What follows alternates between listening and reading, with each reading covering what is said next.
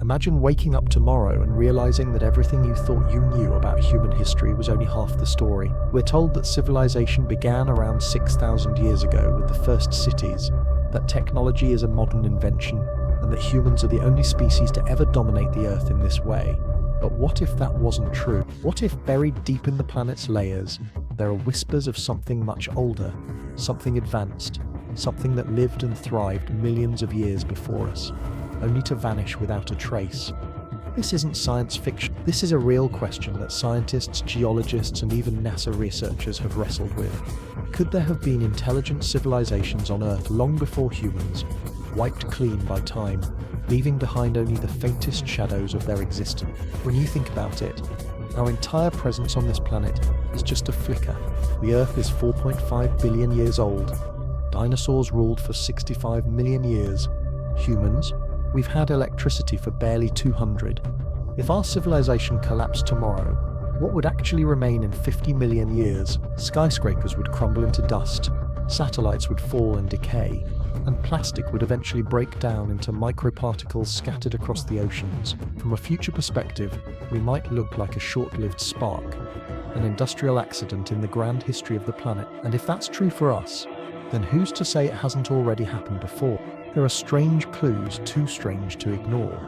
Traces of synthetic materials embedded in ancient rock, anomalies in the fossil record that hint at sudden bursts of energy, sudden extinctions, unexplained chemical signatures. Some look eerily similar to the fingerprints of modern technology: burned fuel, nuclear isotopes, engineered substances, and yet they're locked in layers of the Earth far older than our species. If civilizations did rise and fall before us, how many times has the cycle repeated? How many stories has Earth already erased? The deeper you look, the more unsettling the question becomes. Are we truly the first, or just the latest chapter in a much older saga? For most of us, when we think of ancient discoveries, we picture fossils, bones, or the ruins of forgotten civilizations like Egypt or Mesopotamia. But scattered throughout Earth's crust are objects that don't fit in with any of these categories. Artifacts that defy the very timeline of human existence. Imagine walking into a mine expecting to find nothing more than stone and ore, and instead uncovering a perfectly spherical metallic object buried in layers of rock dated to billions of years ago. That's exactly what miners in South Africa stumbled upon in the 1970s. Small metallic spheres, some etched with delicate parallel grooves around their circumference, sealed inside geological layers more than 2 billion years old. These objects are now called the Klerksdorp spheres, and to this day, scientists can't agree on how they came to exist. According to conventional geology, 2 billion years ago there were no humans, no tools, not even animals with bones, just simple microbial life. Yet here were objects so precisely shaped that even our modern machines would struggle to duplicate them without flaws. Were these mere geological oddities, or could they be relics of something far older than humanity itself? Some researchers tried to dismiss the spheres as natural formations, the product of mineral growth over unimaginable stretches of time. But others weren't convinced. The grooves around the objects weren't random. They were too symmetrical, too consistent, as if someone or something had designed them. The idea alone is enough to stir controversy, because if they truly are artificial, it means intelligent beings were present on Earth long before humans ever appeared. It's not the only anomaly of its kind. In Russia, miners have pulled out small metallic springs, screws, and spiral-shaped objects embedded in rock layers dating back hundreds of thousands, even millions of years. Again, mainstream science brushed these off as curiosities, insisting that they were natural crystallizations or contamination from modern equipment. But contamination can't explain why these items are locked in solid stone, deeper than any modern tool could have reached. Each discovery is like a whisper from the deep past, challenging the story we've been told about where we come from and how long intelligence has existed on this planet. Now, let's pause for a second and imagine the implications. If you were a civilization that rose millions of years before us, what would happen to your world after you disappeared? Think about our modern world. Skyscrapers, bridges, cities made of steel and glass. Give it 10,000 years, and most of it will vanish under forests and oceans. Give it 1 million, and almost nothing would remain. except maybe for some strange alloys, plastics and radioactive isotopes buried deep in the soil. If a future species were to dig through Earth's layers, they might stumble across a fragment of microplastic or a trace of uranium from our reactors and think, wait a minute, something advanced was here before us. That's exactly the kind of clues we may already be uncovering in the present day. These metallic anomalies, spheres, screws, even entire deposits of refined metals where none should exist, could be the fingerprints of a civilization so old it's been erased from memory, leaving behind only durable remnants, locked in stone. But there's another detail that makes these discoveries even more unsettling.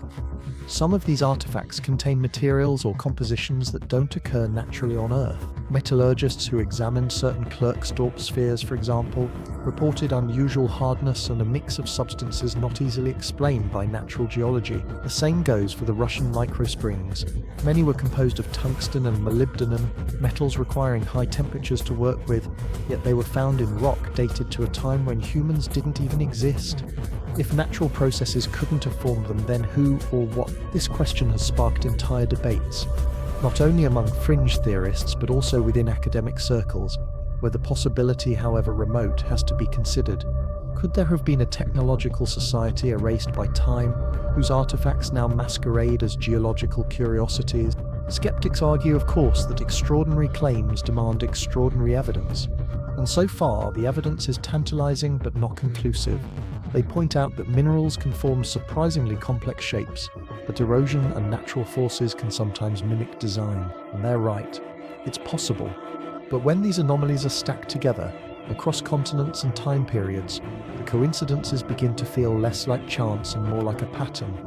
Why do we keep finding manufactured-looking objects in places they should not exist? Why do they appear across the globe in mines, in quarries, in ancient sediment layers, all sharing a level of refinement that seems deliberate? At what point do we stop writing them off as random quirks of geology and start asking the harder question? Are we looking at evidence of a forgotten chapter in Earth's history? Let's take this further. Imagine if advanced civilizations had risen not once, but multiple times over the span of billions of years. Each time, they built, created, and expanded, only to collapse, leaving their remains to be swallowed by oceans, glaciers, and shifting tectonic plates. Over tens of millions of years, mountains rise and erode, seafloors spread and subduct, burying anything left behind. Fossilization itself is rare.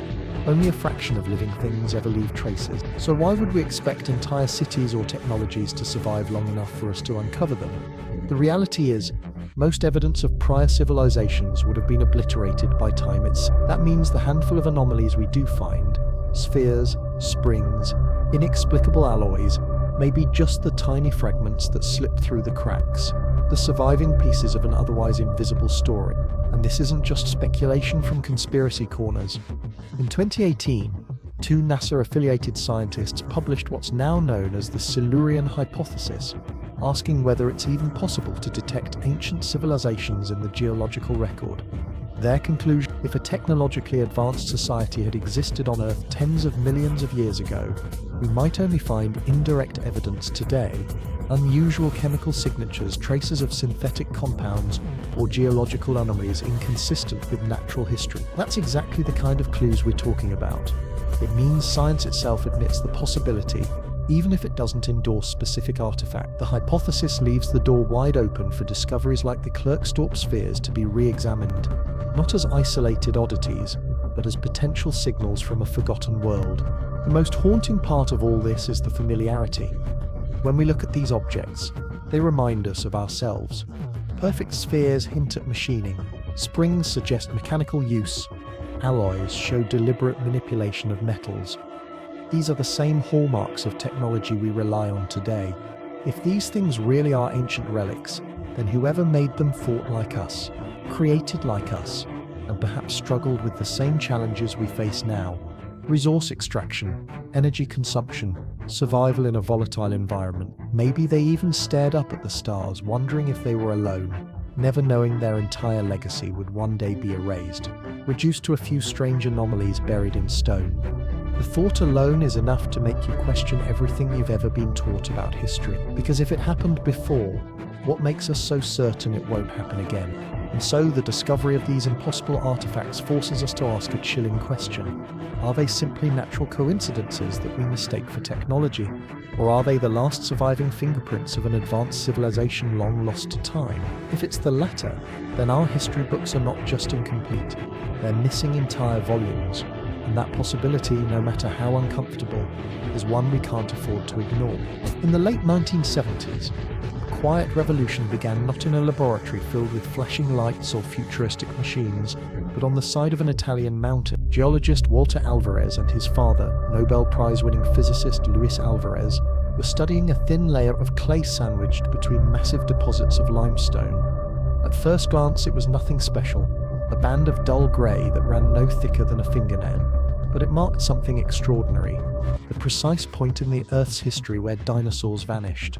For decades, paleontologists had debated what killed off these colossal creatures. Some blamed volcanic eruptions, others slow climate change. But Alvarez wanted hard evidence, and that thin strip of clay would change the way we understand not only extinction, but the possibility of civilizations erased without a trace. When the Alvarezes examined the clay, they found something shocking. It was loaded with iridium, a rare metal almost absent on Earth's surface, but abundant in asteroids. The concentration was thousands of times higher than normal. The conclusion was inescapable. 65 million years ago, a massive asteroid slammed into Earth, scattering iridium dust around the globe, plunging the planet into darkness and wiping out nearly 3/4 of all life. What had once been speculation was now undeniable. An impact had rewritten Earth's history. The dinosaurs, rulers of the planet for 65 million years, were gone in an instant, and the fingerprints of that catastrophe had endured for tens of millions of years, hidden in a thin layer of rock. Why does this matter for our story? Because the Alvarez discovery proves something chilling. If a single asteroid strike can leave an indelible signature in Earth's geological record, then so too could the rise and fall of a technological civilization. Every action we take, from burning fossil fuels to detonating nuclear weapons, leaves behind traces in the soil, the oceans, and the atmosphere. If humanity were to vanish tomorrow, long after our cities crumbled, our mark would still be there, tiny but unmistakable. And if our mark could endure, then what about others? Could we already be staring at the faint scars of civilizations far older than us, mistaking them for nothing more than curiosities? The Alvarez discovery shattered the illusion that Earth's story unfolds gradually and peacefully.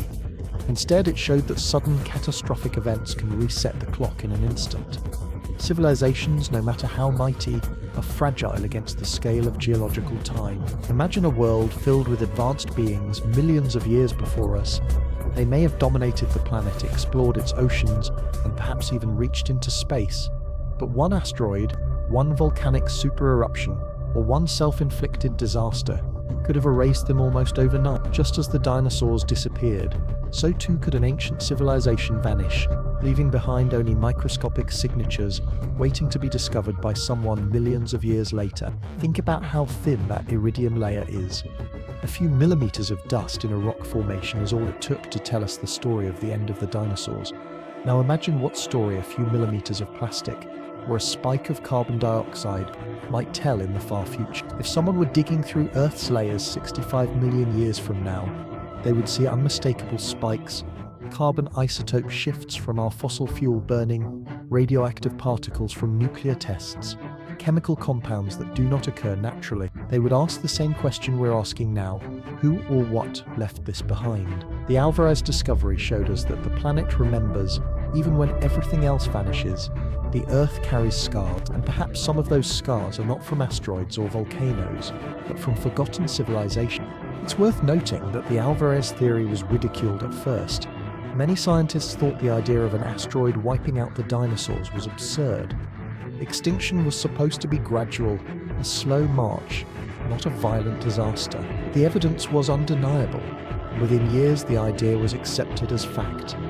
That arc from skepticism to reluctant acceptance is important, because it mirrors the way we treat anomalies today. When we find strange objects in ancient rock or unexplained chemical spikes in ice cores, the immediate response is to dismiss them as errors or coincidences. But what if, like the iridium layer, They're telling us something we don't yet want to hear. What if they're the quiet voice of history, whispering of civilizations lost long before ours? Consider also the sheer scale of destruction the asteroid unleashed. Fires raged across continents, dust and ash blotted out the sun, temperatures plummeted, food chains collapsed. In the span of a geological heartbeat, the world reset. If an advanced species had existed alongside or even before the dinosaurs, what chance would they have had? All their achievements could have been vaporized, buried or melted into oblivion. Their skyscrapers would be ash, their satellites torn from the sky, their libraries turned to dust, and yet, just like the iridium, tiny traces would remain. Chemical signatures in rocks, isotopes in soil, engineered materials resistant to decay. The Alvarez discovery proves those traces can last. We just need to recognize them when we see them. What makes this even more haunting is how easily our own world could meet the same fate. We like to think of our civilization as permanent, as if the internet, skyscrapers and airplanes make us immune to collapse. But history suggests otherwise. The dinosaurs had no defense against a rock from space, and neither would we. A single event could erase us tomorrow, and in 65 million years we might be nothing more than a strange layer of ash and plastic, waiting for someone else to dig it up. That realization forces us to look at anomalies in the past with new eyes. If the iridium layer tells us about the dinosaurs, then what do strange carbon isotopes or unexplained metallic objects tell us about those who may have come before? The Alvarez discovery was more than just an explanation for the dinosaurs' extinction. It was proof that Earth's memory is imperfect, selective but not silent. Catastrophes leave signatures, and signatures tell stories. We now know that the planet has been reset many times. Mass extinctions have come and gone, each wiping the slate clean. If civilizations existed in those lost ages, most of their traces would be gone. But just as the asteroid's fingerprint was written into the clay, perhaps theirs were too. A surge of greenhouse gases here, a layer of synthetic particles there, each one a silent clue pointing to lives and stories erased by time. So when we look at the fossil record and see gaps, when we find chemical spikes that shouldn't be there, or artifacts that don't fit the timeline, maybe we should remember the lesson of Alvarez. The extraordinary sometimes hides in plain sight. What looks like an unremarkable layer of clay can hold the story of the end of an empire. And what looks like a meaningless anomaly in the rock could be the last surviving echo of a civilization older than memory. The challenge is simple, yet terrifying. Are we willing to consider that Earth's past is far stranger than we've been told? Because if the Alvarez shock taught us anything, it's that history is not just about what happened, it's about what we've failed to see.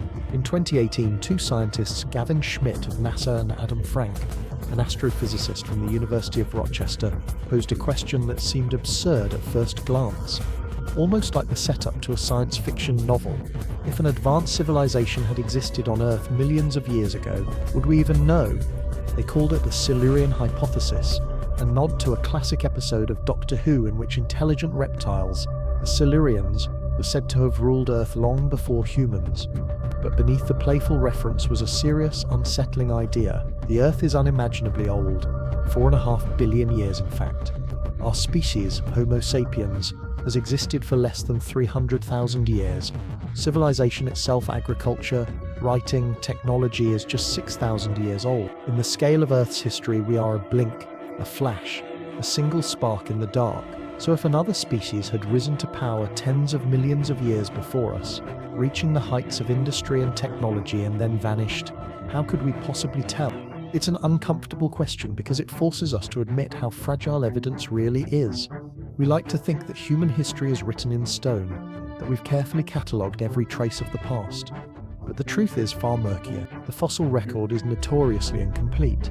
Only a fraction of organisms ever fossilize, and even fewer survive long enough to be found.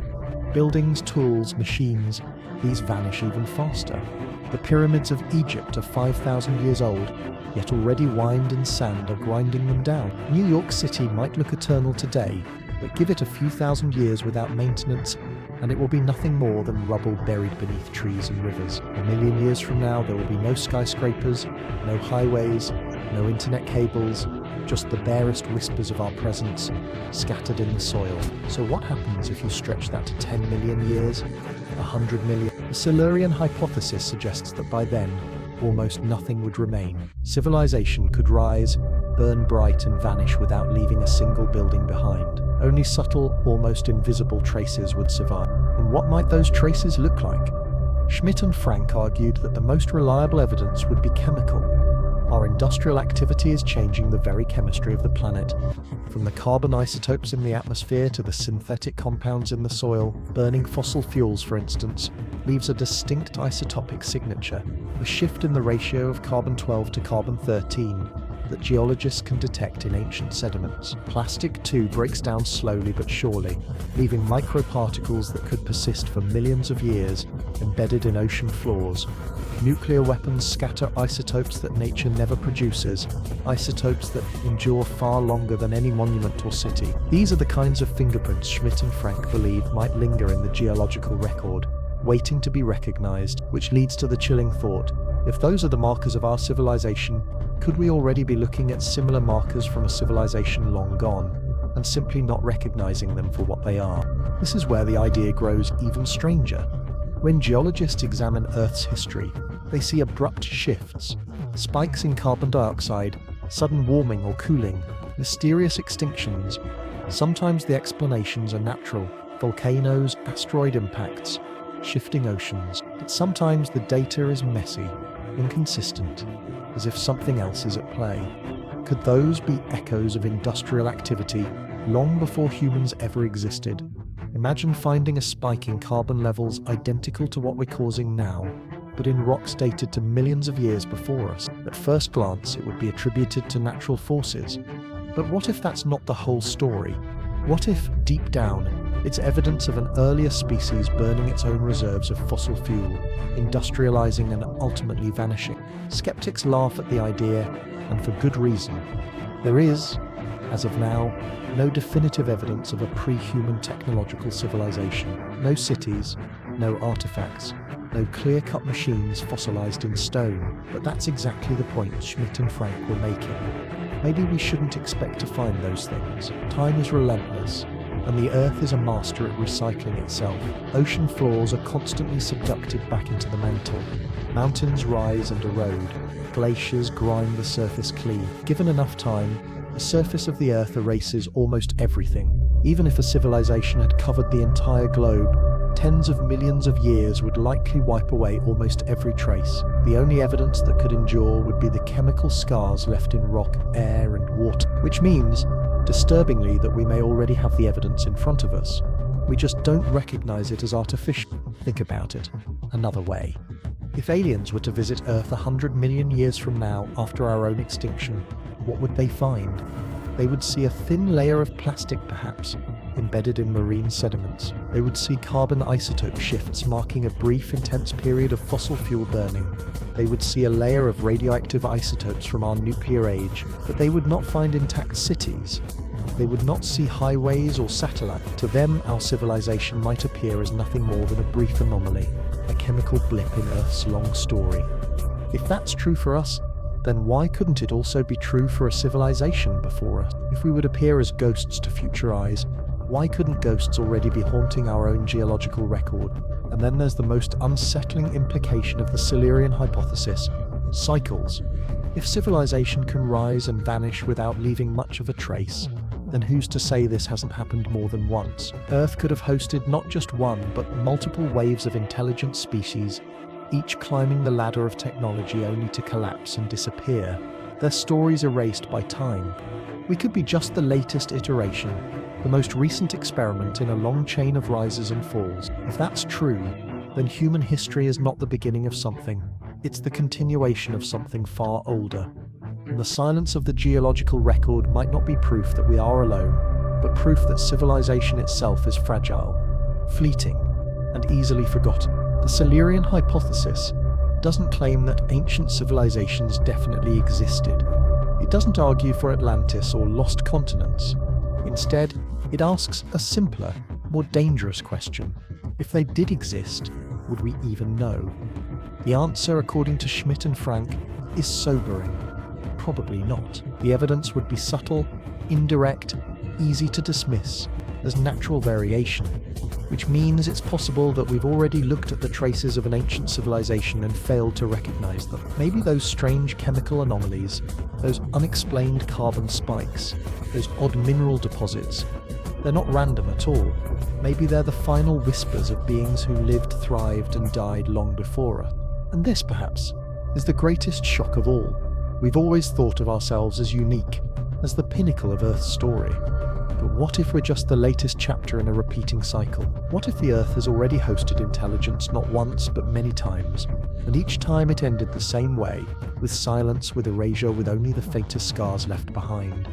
If so, then the Silurian hypothesis isn't just a scientific thought experiment. It's a mirror, showing us our own fragility, our own impermanence. It reminds us that civilizations can vanish without warning, leaving almost nothing behind. And it challenges us to ask the question we fear the most. Are we really the first or just the next? When we talk about history, we often imagine it as a neat, continuous record, page after page filled with the story of life. But the truth is, Earth's past looks less like a tidy book and more like a burned library, with whole shelves missing, pages torn out, and stories that begin in the middle with no explanation. The fossil record, the primary way we peer back into deep time, is astonishingly incomplete. For every skeleton we've pulled from the ground, there are millions upon millions of species that left no trace. Fossilization itself is rare, requiring perfect conditions of burial, mineralization, and preservation. Most creatures that have ever lived simply vanish into the dirt, their bodies recycled into the soil with nothing to mark their existence. And when entire ages pass like this, what else might be missing? Could whole civilizations, if they ever arose, have slipped through the cracks as easily as a species of bird or reptile we never knew existed? Even the fossils we do find often appear abruptly, as though someone flipped a switch and rewrote life overnight. The Cambrian explosion, for example, remains one of the great mysteries in science. Around 540 million years ago, Earth's oceans suddenly teemed with complex multicellular life creatures with shells, eyes, legs, claws. Before that, for billions of years, life had been simple, mostly microscopic. Then, in what seems like an evolutionary blink, complexity surged. Some scientists argue it was the result of oxygen increases or ecological competition, but the speed of the change is still staggering. One moment the oceans were filled with little more than microbial mats. The next they were crowded with trilobites, worms and bizarre alien-looking predators. It feels like an entire missing chapter of evolution was skipped, and it forces us to wonder, is the fossil record really telling us the whole truth, or only fragments of it? This is where the possibility of lost civilizations sneaks in, not as a definitive claim, but as a haunting question. If we can look at a period like the Cambrian and admit that something so crucial, so transformative, appears suddenly with almost no transitional evidence, then what else could be hiding in those blank spaces? Imagine if a technological species arose millions of years ago, mastered tools, energy, maybe even space travel, and then collapsed. Unless their remains fossilized in just the right way, and in just the right location, there might be nothing left to find. The fossil record would simply skip over them, just as it skips over the countless species we'll never know existed. They could be an entire missing page, torn out of Earth's story, leaving behind only subtle hints we don't yet know how to interpret. Even among the fossils we do have, there are anomalies that don't fit neatly into the timeline. There are footprints that appear millions of years older than they should be, suggesting upright walking long before humans. There are out-of-place fossils, organisms found in strata where they shouldn't exist, almost as if the record itself is scrambled. Mainstream science often explains these away as misdated layers, geological mixing or misidentification, and sometimes that's true. But what if just once the explanation isn't so simple? What if one of those anomalies is the key to a larger truth, a glimpse of something erased? Consider also how fragile knowledge is even when it survives. Entire civilizations in human history have been lost, not because they never existed, but because records burned, languages vanished, and ruins crumbled. The Library of Alexandria was destroyed, wiping out countless texts. The Mayans left stone temples, but much of their knowledge is gone forever, and that's within a few thousand years. Now stretch that to millions of years. Stone itself erodes, mountains rise and fall, continents drift. If we can lose so much history in just a few centuries, what chance would there be of preserving a civilization from the age of dinosaurs or even earlier? Almost none. The fossil record wouldn't even register them unless they left a mark as durable as the iridium layer Alvarez discovered, or as dramatic as a sudden chemical shift in the atmosphere. Some scientists point to the gaps in the fossil record as simply the result of time and chance. They argue that missing chapters don't necessarily mean hidden civilizations, they just mean we haven't found the evidence yet. But that explanation cuts both ways. If gaps are expected, then how can we be so certain that those gaps don't contain something far stranger than we imagine? We already know the record is biased. Marine animals with hard shells are far more likely to fossilize than soft-bodied creatures, which is why the Cambrian explosion seems so abrupt. Soft-bodied ancestors may have lived long before but left no trace. The same bias applies to any civilization, unless they created durable artifacts, and unless those artifacts were fossilized in just the right way, they would vanish. And if all that remained were a few chemical traces, we might look right at them and mistake them for natural phenomena. This isn't just speculation, it's a pattern we can observe today. When scientists dig into ancient ice cores, they sometimes find strange anomalies, spikes in gases that shouldn't be there, sudden bursts of methane or carbon dioxide, unexplained chemical ratios. Most are explained as volcanic eruptions or natural cycles, but a few remain puzzling. The same is true in deep rock layers, where sudden shifts in carbon isotopes mirror the kind of changes we're causing now with industrialization. Could those be natural?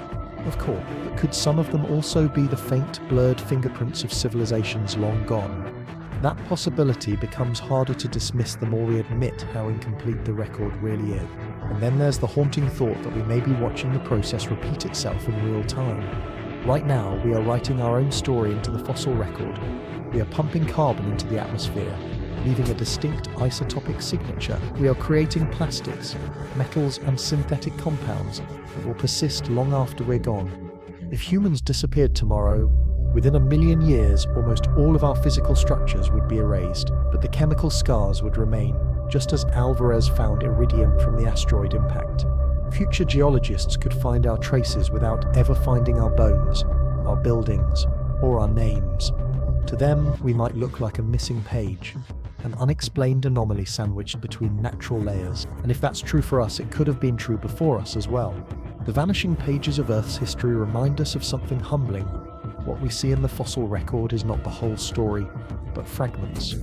We build grand theories from a scattering of bones and shells, while most of the evidence is forever lost. So when we look at that incomplete record and see sudden explosions of life, mysterious extinctions, strange anomalies, maybe we should allow ourselves to wonder if something more is hiding there.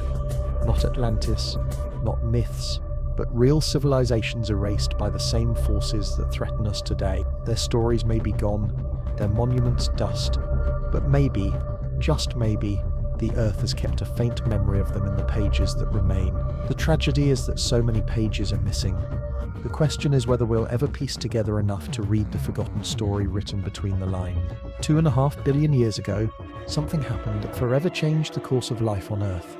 For billions of years before that, our planet's atmosphere was suffocating, filled with methane, nitrogen, and only trace amounts of oxygen. Complex organisms as we know them could not have survived. But then almost overnight in geological terms, oxygen levels suddenly spiked. This event is known as the Great Oxidation Event, and it remains one of the greatest mysteries in science. The official explanation credits cyanobacteria, tiny microbes capable of photosynthesis for flooding the atmosphere with oxygen.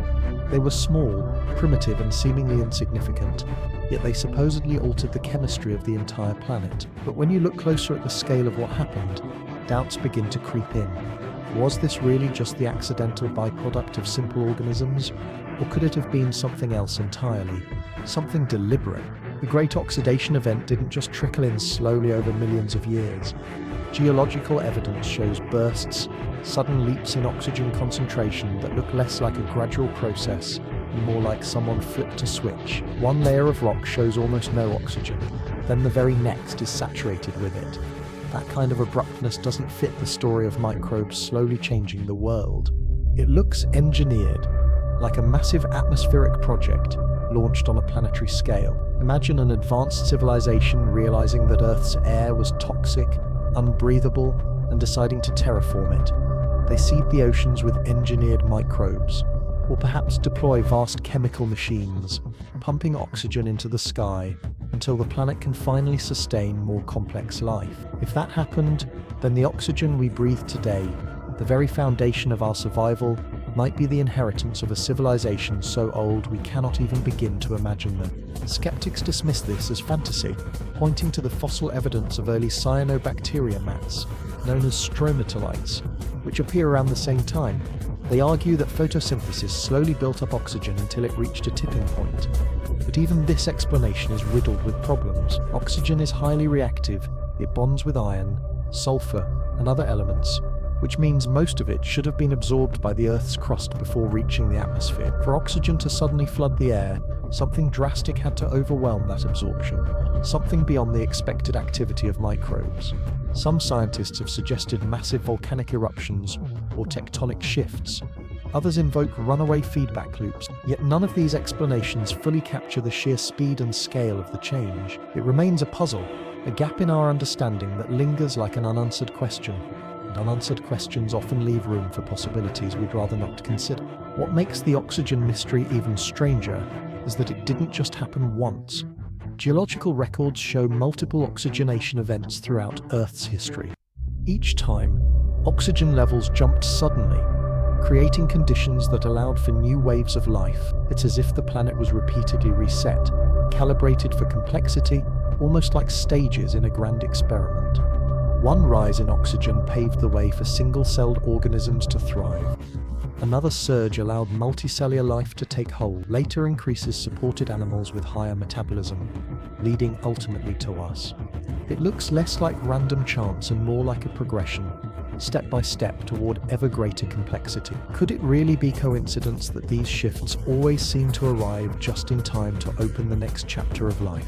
Or could they be the fingerprints of someone or something nudging evolution along? Think about how we as humans are already beginning to manipulate our own planet. We pump carbon dioxide into the air, altering the climate. We seed the atmosphere with chemicals to reflect sunlight. We talk openly about geoengineering, controlling Earth's systems to counter climate change. Now project that forward 1 million years, or imagine another species doing it millions of years ago. They could have changed the atmosphere not by accident, but by design. To a geologist, millions of years later, those changes might look natural, indistinguishable from microbial activity, but from the perspective of intent, they were deliberate acts of planetary engineering. If the Great Oxidation Event was one such act, then life as we know it is built on the ruins of someone else's project. There's also the unsettling fact that oxygen, while vital for us, is actually toxic to many forms of life. Before the Great Oxidation Event, the dominant organisms thrived in oxygen-poor environments. When oxygen levels suddenly spiked, most of them died in what scientists call the oxygen catastrophe, the first known mass extinction in Earth's history. For one species to rise, countless others had to be wiped out. That sounds less like a gentle evolutionary step, and more like a deliberate cleansing, a replacement of one biosphere with another. If microbes really did this unintentionally, it was the greatest accident in history. But if it was deliberate, it was a reset button pressed by intelligence, choosing to wipe the slate clean and start again with life that breathed their engineered atmosphere. Even mainstream scientists who don't invoke ancient civilizations admit that oxygen's rise is deeply strange. The timing, the speed, the multiple surges, it all feels orchestrated. And when you consider how rare oxygen atmospheres seem to be on other planets, it becomes even more mysterious. Earth may not just be lucky, it may have been prepared. Perhaps that's why so many anomalies cluster around this period. Chemical oddities in rocks, isotopes that don't fit natural processes, unexplained mineral formations. Each one could be the geological equivalent of fingerprints smudged on the glass, evidence of hands we cannot see. And here's the eerie part. If the Great Oxidation Event really was an engineered transformation, then we are not the first beneficiaries of it. Whoever triggered it didn't do it for us. They did it for themselves.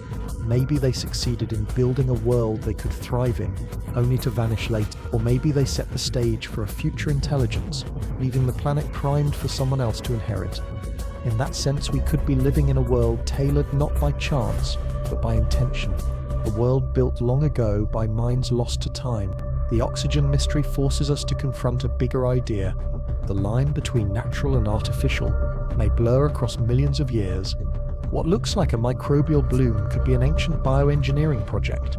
What looks like a volcanic eruption could be geoengineering gone wrong. The Earth itself becomes the canvas, painted and repainted by forces we struggle to identify. If we're willing to admit that an asteroid left its fingerprint in the rocks for 65 million years, then we must also admit that a civilization capable of planetary engineering could leave fingerprints too, ones that might already be hiding in the oxygen spikes and chemical scars of the deep past. And so, every breath we take becomes part of a mystery.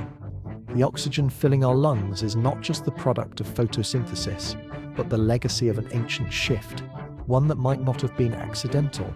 If it was natural, then life as we know it is an extraordinary stroke of luck. But if it was artificial, then we are walking in the shadow of architects so ancient we can't even name them, inheriting a planet they reshaped long before we arrived. Either way, the message is the same. Earth's history is not as simple as we think. Its pages are filled with sudden shocks, inexplicable changes, and mysteries that resist easy answers. The Great Oxidation Event is one of the biggest, and it might just be the oldest clue that we are not the first. When geologists slice into the Earth's crust, they aren't just cutting through rock and soil, they're cutting through time itself. Each layer carries the residue of an age-long past, sealed away like pages in a diary. And among those layers, there are stories written not in fossils or bones, but in chemistry. Carbon, one of the building blocks of life, records its own history in isotopes, different forms of the same element that behave in telltale ways. By studying the ratios of these isotopes, scientists can reconstruct the conditions of ancient Earth, what the atmosphere was like, how warm the planet was, and even how life was thriving or collapsing. But sometimes the story told by carbon doesn't line up with natural explanation. Sometimes the signatures look eerily familiar, too familiar, because they look like the very marks we're leaving today with our burning of fossil fuel. Under normal conditions, the Earth's carbon cycle is balanced. Plants absorb carbon dioxide, animals release it, oceans exchange it. The ratios of carbon isotopes, particularly carbon-12 and carbon-13, reflect this steady rhythm. But when massive disruptions occur, those ratios shift dramatically. In several mass extinction events, geologists have found sudden plunges in carbon-13 levels, a signal that immense amounts of carbon-12, lighter and more easily produced by burning fossil fuels, flooded the atmosphere. That's exactly what's happening right now in the modern age, as billions of tons of coal, oil and gas are released into the air. The disturbing part is that when scientists look at the geological past, they see these exact same patterns recurring millions of years ago, long before humans. It's as if another species was here, burning through carbon reserves and changing the climate just as we are now. One of the most striking examples is the Paleocene-Eocene thermal maximum about 56 million years ago. In a relatively short span of time, geologically speaking, the planet's temperature soared by 5 to 8 degrees Celsius. Oceans acidified, ecosystems collapsed, and countless species vanished. The carbon isotope record shows a massive injection of carbon-12, identical to what we'd expect from large-scale fossil fuel burning. Mainstream explanations range from volcanic activity to methane hydrate release from the seafloor. But even after decades of study, the cause remains debated. The pattern, however, is undeniable. Something unleashed an enormous pulse of carbon into the air and sea, and it transformed the planet. To us today, it looks uncomfortably like the byproduct of industrial activity. If our civilization collapsed tomorrow, leaving only its carbon signature, wouldn't future scientists say the same about us? And that's not the only case. Across multiple extinction events, similar spikes appear, sharp shifts in carbon isotopes, sudden warming, abrupt collapses of ecosystems. Each time, life is reset, paving the way for new forms to rise. From the Permian-Triassic extinction, the so-called Great Dying that killed 90% of all species, to smaller but still dramatic die-offs. The fingerprints are there, a rush of carbon, a feverish warming, a crash of biodiversity. Sometimes it's explained by volcanic traps spewing lava for hundreds of thousands of years, sometimes by asteroids releasing greenhouse gases, but the exact causes remain murky, and each time we find ourselves staring at the same unsettling possibility. What if these were not just natural disasters? What if they were the smoking gun of civilizations that came before us, burning through their resources until the planet turned hostile? To understand why this idea is so compelling, consider our own trajectory. In just 2 centuries, humanity has dug up and burned carbon that took hundreds of millions of years to form.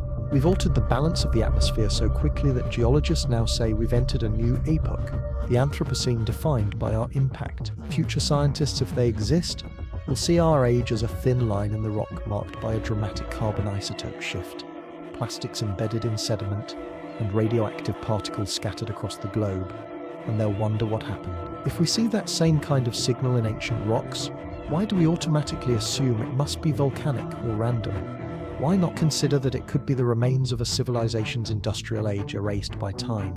Of course, mainstream science resists this interpretation, and understandably so. Extraordinary claims demand extraordinary evidence, and so far we lack direct proof. No machines, no cities, no fossils of tool makers from those ages. But the Silurian hypothesis reminds us that direct proof may never survive. Time erases almost everything except chemical scars, and chemical scars are exactly what we're finding. It might be natural, it might be coincidence, or it might be the faint chemical echo of someone who came before. There's another aspect to this puzzle: the scale of the carbon releases.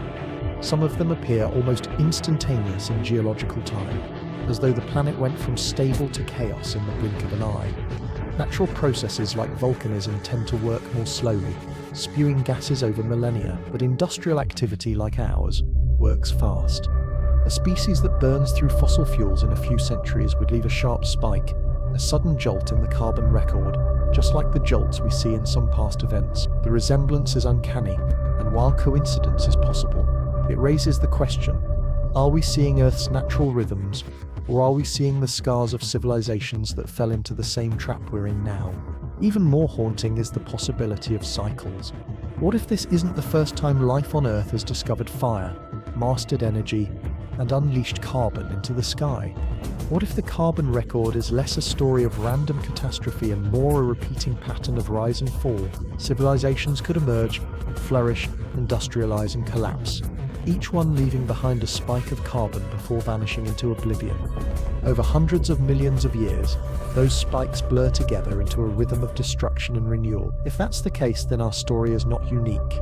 It's just the latest verse in a repeating song, and the chorus always ends the same way, with collapse. Some scientists warn that drawing these parallels risks falling into fantasy, that it distracts from real explanations like volcanism or methane release. But perhaps the point isn't to prove that ancient civilizations definitely existed. The point is to recognize how narrow our assumptions are. We've always believed we're the first, the only, the pinnacle of evolution. But what if we're just the latest? The carbon signatures tell us that something again and again has pushed Earth into chaos. Whether it was natural or artificial, the effect is the same. The planet remembered, the rocks remember, and the story they tell is one of repeated upheaval. For us, this is more than a curiosity. It's a warning. If carbon signatures really can erase civilizations, then we are writing our own downfall into the rock at this very moment. Future beings may one day dig through our age and see the same thing we see in the past: a sudden spike, a rapid warming, a mass extinction. They may wonder what species caused it and why it vanished, and they may never know the answer. We, like any who came before us, may vanish into silence, leaving only chemistry behind. That's the ultimate lesson of strange carbon signatures. History is fragile, civilizations are temporary, and the Earth keeps only the faintest traces of its tenets. If those traces already exist in the rocks we study, then we may not be the first and we may not be the last. When you think about the most defining feature of our age, it isn't our skyscrapers, our airplanes, or even our digital networks. It's the strange new materials we've unleashed into the world: plastics, polymers, composites, and chemicals that never existed in nature before we made them. From the tiniest microbeads to towering sheets of reinforced concrete, these are the fingerprints of industry, scattered everywhere. You can find plastic in the deepest trenches of the ocean, drifting through Arctic ice, even inside the bodies of animals and people. It's everywhere. and it lasts. Long after our monuments have crumbled, fragments of these synthetic materials will still be locked in sediments and rocks, silent proof that someone once transformed the planet. And that leads to a disturbing question. If our synthetic ghosts will haunt the Earth for millions of years, could we already be walking over the remnants of someone else's? Geologists have found anomalies in ancient sediments that shouldn't be there. Strange, microscopic particles with compositions that look manufactured, not natural. Tiny spherical beads that resemble industrial byproducts, mysterious fibrous threads, and mineral structures with no clear geological origin. Most scientists explain them away as quirks of mineral formation, products of pressure, heat, or crystallization. But some researchers have noticed uncanny similarities between these anomalies and modern materials, shapes and textures that look strikingly like plastics, metallic alloys, or glass fibers. Imagine holding a piece of rock that predates humans by tens of millions of years, only to find inside it something that could pass for a fragment of polymer. It forces you to wonder, are these really freaks of geology, or the last whispers of an older industry, reduced to dust and scattered through time? Consider how persistent our own plastics are. A single water bottle might take hundreds of years to degrade, breaking down not into nothing, but into smaller and smaller fragments, microplastics that infiltrate every corner of the biosphere. Over millennia, those fragments sink, buried in sediments, preserved in the layers that form new rock.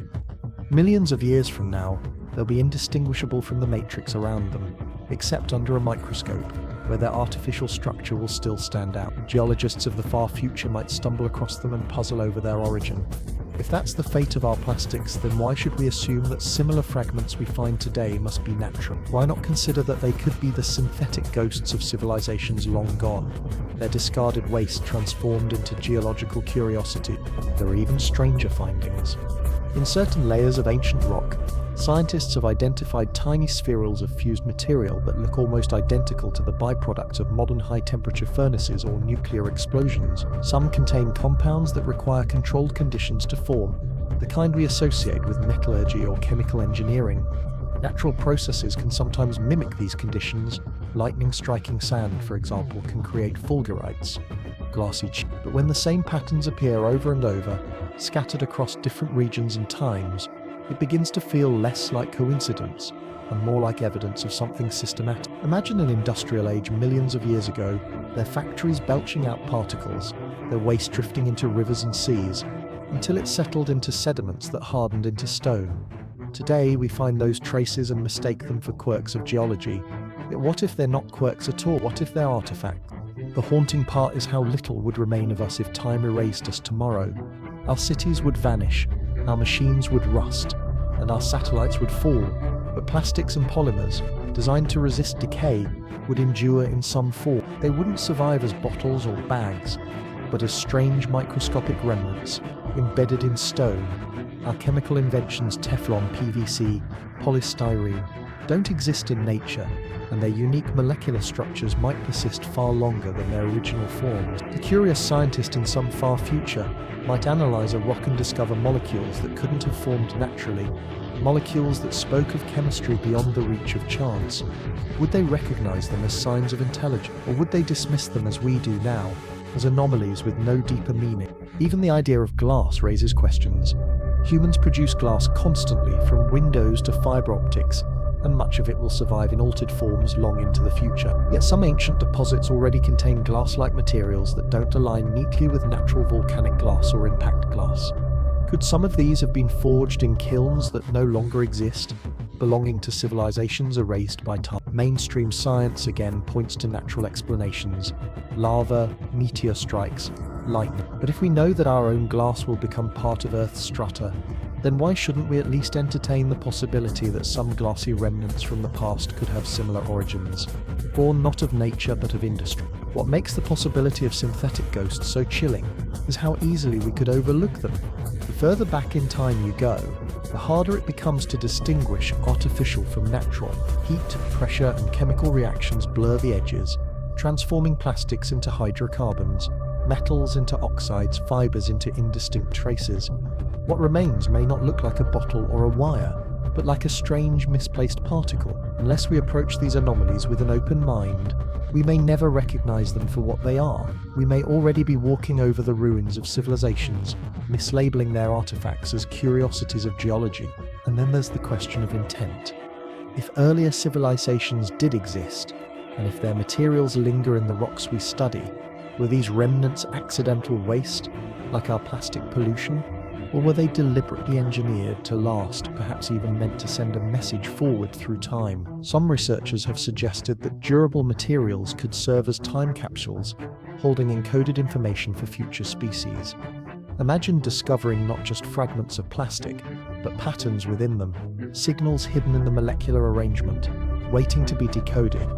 It sounds like science fiction, but then again, so did the idea of extraterrestrial life before we found thousands of exoplanets orbiting other stars. Perhaps the real science fiction is our refusal to consider possibilities that make us uncomfortable. The presence of synthetic ghosts in the geological record doesn't just raise questions about the past, it reflects back on us. If plastics and polymers are the most likely remnants of our age, then they are also our legacy.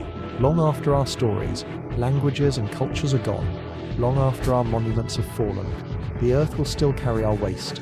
Future beings, if they exist, may know us only as a layer of strange artificial compounds embedded in rocks. They may wonder what we were like, how we lived, and why we vanished, and they may never find the answers.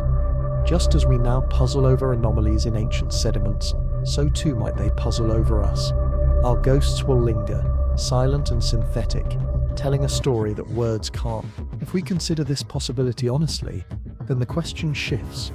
Instead of asking whether synthetic anomalies in the rocks are natural or artificial, we should ask whether we can afford to ignore them. Every anomaly could be nothing, but it could also be everything.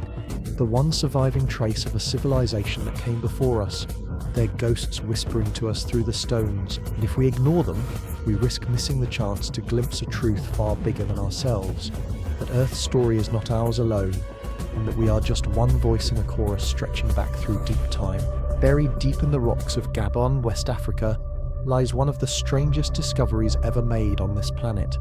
In 1972, French scientists studying uranium deposits stumbled upon something impossible. The uranium ore they examined had already been depleted. Its isotope ratios showed that nuclear fission had occurred naturally in the deposit billions of years ago. Today we know this place as the Oklo Natural Nuclear Reactor, a series of underground zones where 2 billion years ago, nuclear reactions had run their course. On the surface, this is explained as a rare but natural phenomenon. The conditions in the ore were just right. Groundwater acted as a moderator, and the reaction sustained itself for hundreds of thousands of years. But when you pause to think about it, the idea of a self-sustaining natural nuclear reactor in Earth's ancient past is astonishing. It sounds almost engineered, almost too precise to have happened by chance. And some researchers quietly admit that Oklo raises questions we don't like to ask. Was it truly an accident of geology, or could it have been something more deliberate? The uranium at Oklo burned itself down in a way strikingly similar to the controlled processes inside our modern reactors. The balance had to be perfect. Too much water, and the reaction would stop. Too little, and it would spiral out of control. Yet the system self-regulated, fluctuating on and off over time, leaving behind isotopic signatures identical to those of man-made reactors. Even more puzzling, the nuclear byproducts remained locked in place, showing an efficiency of containment that rivals or surpasses our own waste management techniques. For something so ancient, the level of precision is breathtaking. If nature did this on its own, it was a once-in-a-billion coincidence. If it didn't, then perhaps someone, long before us, harnessed nuclear power, leaving their mark behind in the rocks of Africa. And Oklo is only part of the story. Around the world, researchers have discovered isotopic anomalies that don't neatly fit with natural explanations. In some cases, layers of rock contain plutonium or other isotopes that should not exist outside of nuclear reactions. In others, concentrations of radioactive particles appear in contexts that defy geology. Critics argue that these anomalies are the result of contamination, misdating, or unique natural processes. But the eerie truth is that the isotopic patterns often mirror what we'd expect from the detonation of nuclear devices. Tiny, scattered, and rare, yes, but unmistakably similar. Could it be possible that weapons were used on this planet long before humans walked it? Their signatures diluted by time but not erased. To imagine this possibility, we don't need to look very far into our own history. In just 1 century, humanity went from discovering nuclear fission to building weapons powerful enough to destroy civilization. From Hiroshima and Nagasaki to the Cold War's thousands of warheads, we've demonstrated that our species is both capable of creating nuclear technology and dangerously close to wiping itself out with it. If civilizations rose before us, why wouldn't they have discovered the same terrible potential? And if they did, what would remain of them millions of years later? Not their cities, not their machines, not their books, only faint isotopic ghosts scattered across the planet, telling us that fire once raged on a scale beyond imagination. Even mainstream geologists admit that nuclear isotopes are among the most durable markers in the geological record. Carbon decays, fossils crumble, metals corrode, but isotopes like cesium-37, strontium-90 and plutonium can last for tens of thousands of years. Others, like uranium and thorium, endure far longer. That means if a nuclear age existed in the deep past, its traces could survive long after everything else was gone. They wouldn't survive as bombs or reactors we could recognize. They would survive as anomalies, ratios of isotopes that don't make sense, subtle shifts in chemistry that hint at a moment of technological fire. And in fact, that's exactly what some anomalies look like. Not proof, but questions. Questions that gnaw at the edges of our certainty. The most chilling thought is how easily nuclear technology could explain some of Earth's strangest extinction events.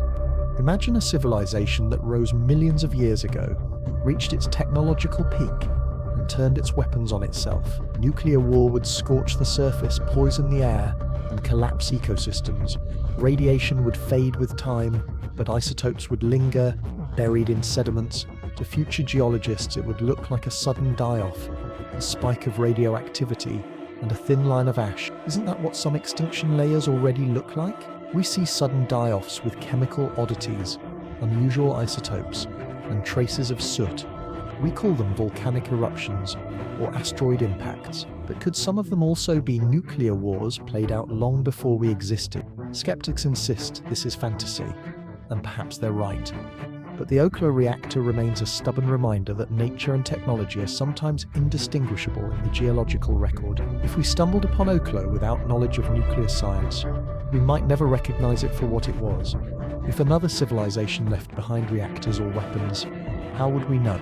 We might already be staring at the evidence, dismissing it as coincidence, blind to the possibility that the story of Earth is not as empty as we think. Even within human mythology, whispers of nuclear fire appear in unsettling places. Ancient texts from cultures around the world speak of cities destroyed by fire from the sky, weapons that turned sand into glass, battles that blotted out the sun. Mainstream historians view these as metaphor or exaggeration, but the imagery is eerily close to what nuclear war would look like. Glassified deserts, poisoned rivers, skies darkened with ash. These are the hallmarks of atomic conflict, yet they echo through stories written thousands of years ago. Could those myths be distant memories, passed down from survivors of earlier catastrophes, transformed into legend? If so, they may be telling us in their own way what the rocks already suggest, that fire has visited this world before. It's easy to dismiss the nuclear enigma as speculation, but consider how future civilizations might interpret us. If humanity disappeared tomorrow, the ruins of our nuclear plants would decay quickly. Concrete would crumble, steel would rust. Within 100,000 years, most evidence of our existence would be gone. But the isotopes from our tests, our weapons, our reactors, they would remain. Buried in sediments, they would confuse future geologists, who might wonder what strange process created them. They might argue for volcanism or unusual natural reactions, but some perhaps would whisper the possibility of a vanished civilization. And they would be right. The lesson is clear. Isotopic scars are the only undeniable markers of nuclear fire, and those scars endure longer than almost anything else. The nuclear enigma reminds us of two things. First, that our own power is fragile. We hold in our hands the same destructive force that may have erased others before us. Second, that history may not be as empty as we believe. The rocks tell us stories of sudden death, strange isotopes, and impossible reactors. We explain them as natural, but perhaps not all of them are. Perhaps some are the ghosts of nuclear ages long forgotten, their fire extinguished, their civilizations erased. And if that's true, then we are not unique. We are just the latest species to discover the atom, to wield it, and to flirt with our own destruction. The real question is whether we will survive our nuclear age, or whether we too will vanish into stone, leaving nothing but isotopic whispers for whoever comes next. When scientists drill into the ancient ice sheets of Greenland and Antarctica, they're not just collecting frozen water, they're pulling out time capsules, mile-long cylinders of ice that hold the chemical fingerprints of Earth's atmosphere stretching back hundreds of thousands of years. Each layer of ice traps air bubbles, tiny pockets that preserve exactly what the air was like when that snow first fell. By studying these bubbles, researchers can reconstruct climate patterns with astonishing precision, seeing the rises and falls of carbon dioxide, methane, and other greenhouse gases across time. And while much of what they find matches natural rhythms, glacial cycles, volcanic eruptions, asteroid impact, sometimes they find things that don't fit, spikes that happen too fast, patterns that don't match natural processes, gases that shouldn't even exist outside of human industry. These anomalies hint at something unsettling. The possibility that Earth's atmosphere has been deliberately manipulated before, long before we arrived. Climate engineering, or geoengineering, is something we talk about today with increasing urgency. As global warming accelerates, scientists propose scattering reflective particles into the stratosphere to cool the planet, seeding oceans with iron to stimulate plankton blooms that absorb carbon dioxide, or even directly sucking carbon from the air with massive machines. These ideas sound futuristic, but they are real technologies under discussion. And if we can think of them, why couldn't another civilization, millions of years ago, have thought of them too?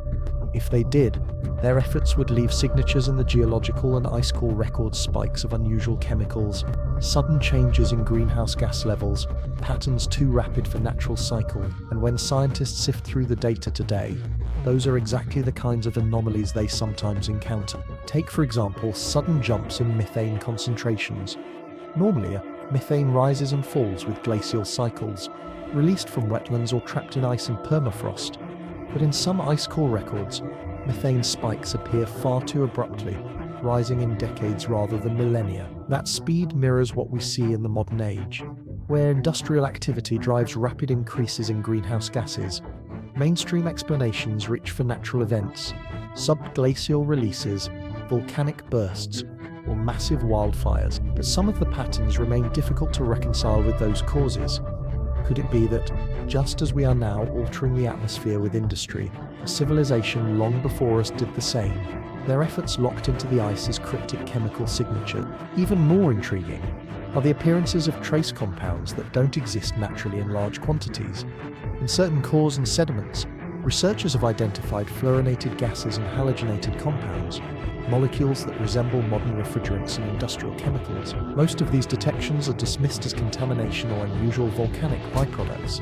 Yet the fact that they even show up in ancient samples at all is a riddle. Volcanic eruptions can create many strange gases, but they don't usually mimic the specific molecular fingerprints of synthetic industrial compounds. If some of these detections are real, then they may represent the same kind of industrial ghosts we are now producing in our own atmosphere, ghosts that could endure for millions of years as frozen warnings. Climate engineering also leaves behind thermal fingerprints.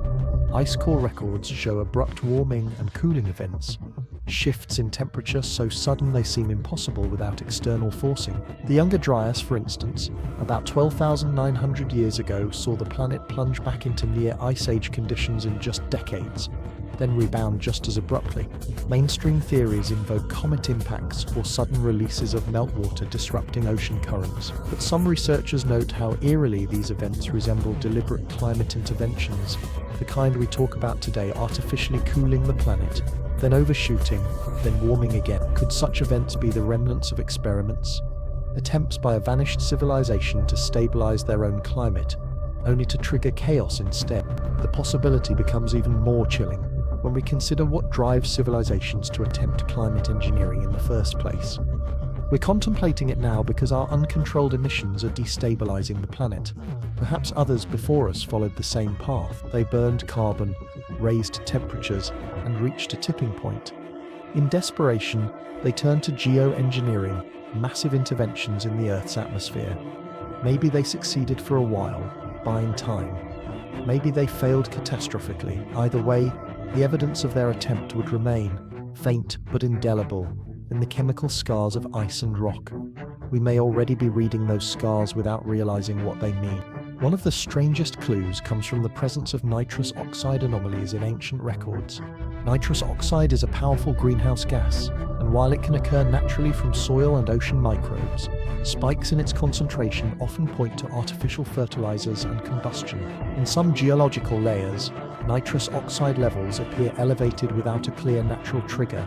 These could be volcanic, they could be random, but they could also be the residue of large-scale agriculture or industry, the kind that alters the nitrogen cycle just as we are altering it now.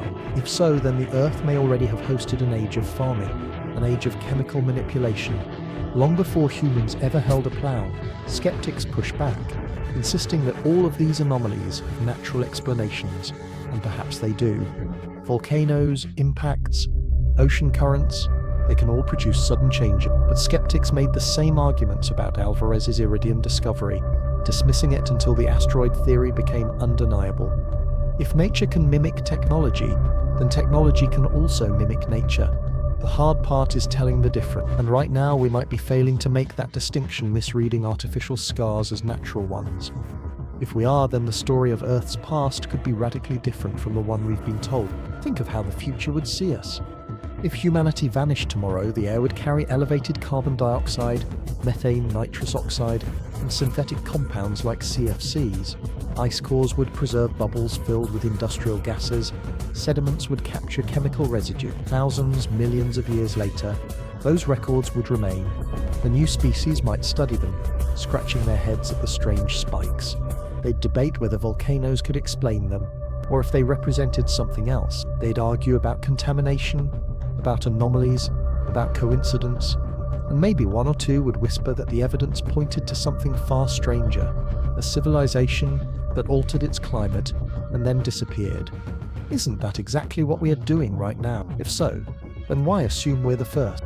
The signs of climate engineering, scattered through ancient records, may not be proof of past civilizations, but they are hints, whispers, puzzles that don't quite add up. Sudden warming, rapid cooling, strange gases, unexplained isotopes. Each one is a thread in a larger tapestry, and that tapestry looks uncannily like the world we're weaving today. If these are coincidences, they're extraordinary ones. If they're not, then we're staring at the footprints of predecessors who faced the same challenges we now face, made the same desperate choices, and paid the same ultimate price. And perhaps that's the most important message hidden in these anomalies. Whether or not they represent past civilizations, they mirror our own trajectory with unsettling precision. They show us what happens when the balance of the atmosphere is pushed too far, when greenhouse gases surge, when interventions spiral out of control. They warn us that climate is not forgiving, but the planet responds quickly and brutally to tampering. If others have tried before, they may have failed. If we try now, we must not. Because unlike the ghosts who may have gone before us, we know the stakes. We can see their possible signatures in the ice, and we can decide whether we want to join them as another lost chapter, or break the cycle and write a different ending. When most people think of extinction, they imagine nature's raw violence. Asteroids striking with the force of 1,000 nuclear bombs, supervolcanoes belching ash into the skies, ice ages creeping across continents, or disease sweeping unchecked. Extinction is framed as something that happens to life, not something life does deliberately. Yet when we study the fossil record closely, not every mass die-off looks like the work of chance. Some seem strangely selective, wiping out certain species while sparing others, cutting through the tree of life with surgical precision. And that raises a question far more unsettling than any asteroid impact. What if some of these extinctions weren't accidents of nature at all? What if they were engineered? We know from our own experience that extinction can be intentional. In just a few centuries, humans have driven countless species to the brink or beyond. Passenger pigeons, Tasmanian tigers, dodos, great auks.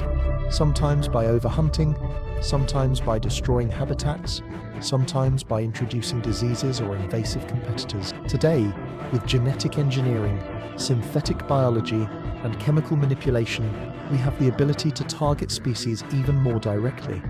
Pesticides and herbicides can wipe out entire categories of organisms. Gene drives can alter populations on a molecular level, forcing certain traits to spread until species collapse. Bioweapons, though rarely spoken of, loom as one of the darkest potentials of biotechnology. If we can do this now, with only a few centuries of advanced science, then why should we assume others never did the same in ages long past? Look at the end Permian extinction, often called the Great Dying. Roughly 252 million years ago, more than 90% of all species vanished. The standard explanation is enormous volcanic eruptions in Siberia, releasing greenhouse gases and triggering climate collapse. But there are details that don't fit neatly into this story. Some lineages collapsed almost instantly, while others lingered. Certain species that should have been resilient were eliminated, while fragile ones survived.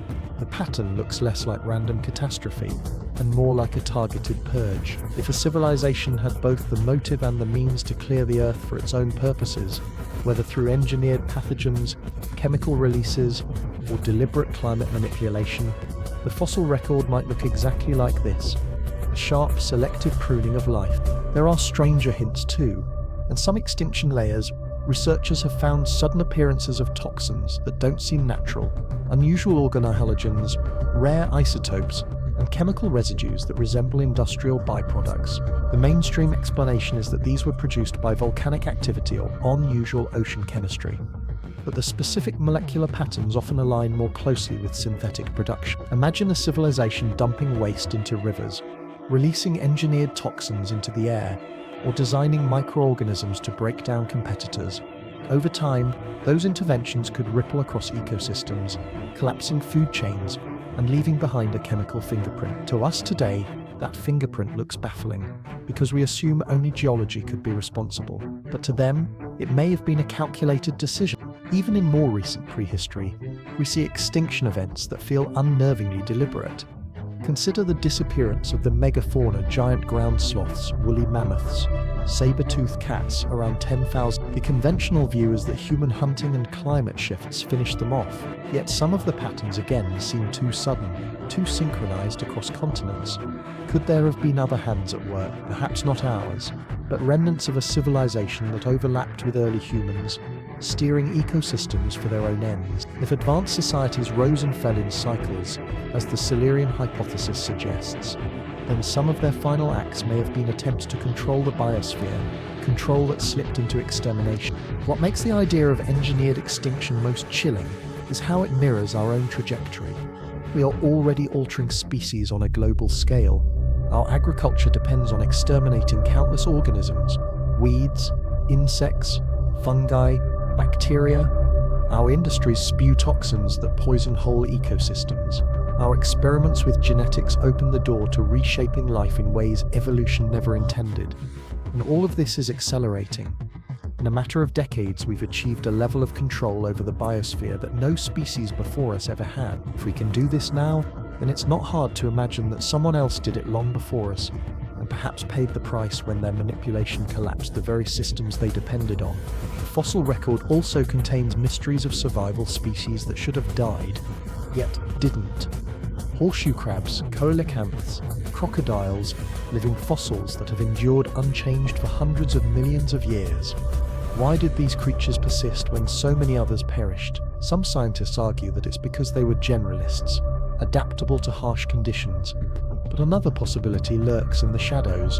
What if their survival was engineered? Just as we protect certain species today for agriculture or medicine, a past civilization might have preserved key organisms while purging others. If that's true, then even the survivors we take for granted could be legacies of ancient intervention, chosen to endure while others were erased. And then there is the possibility of extinction as a weapon.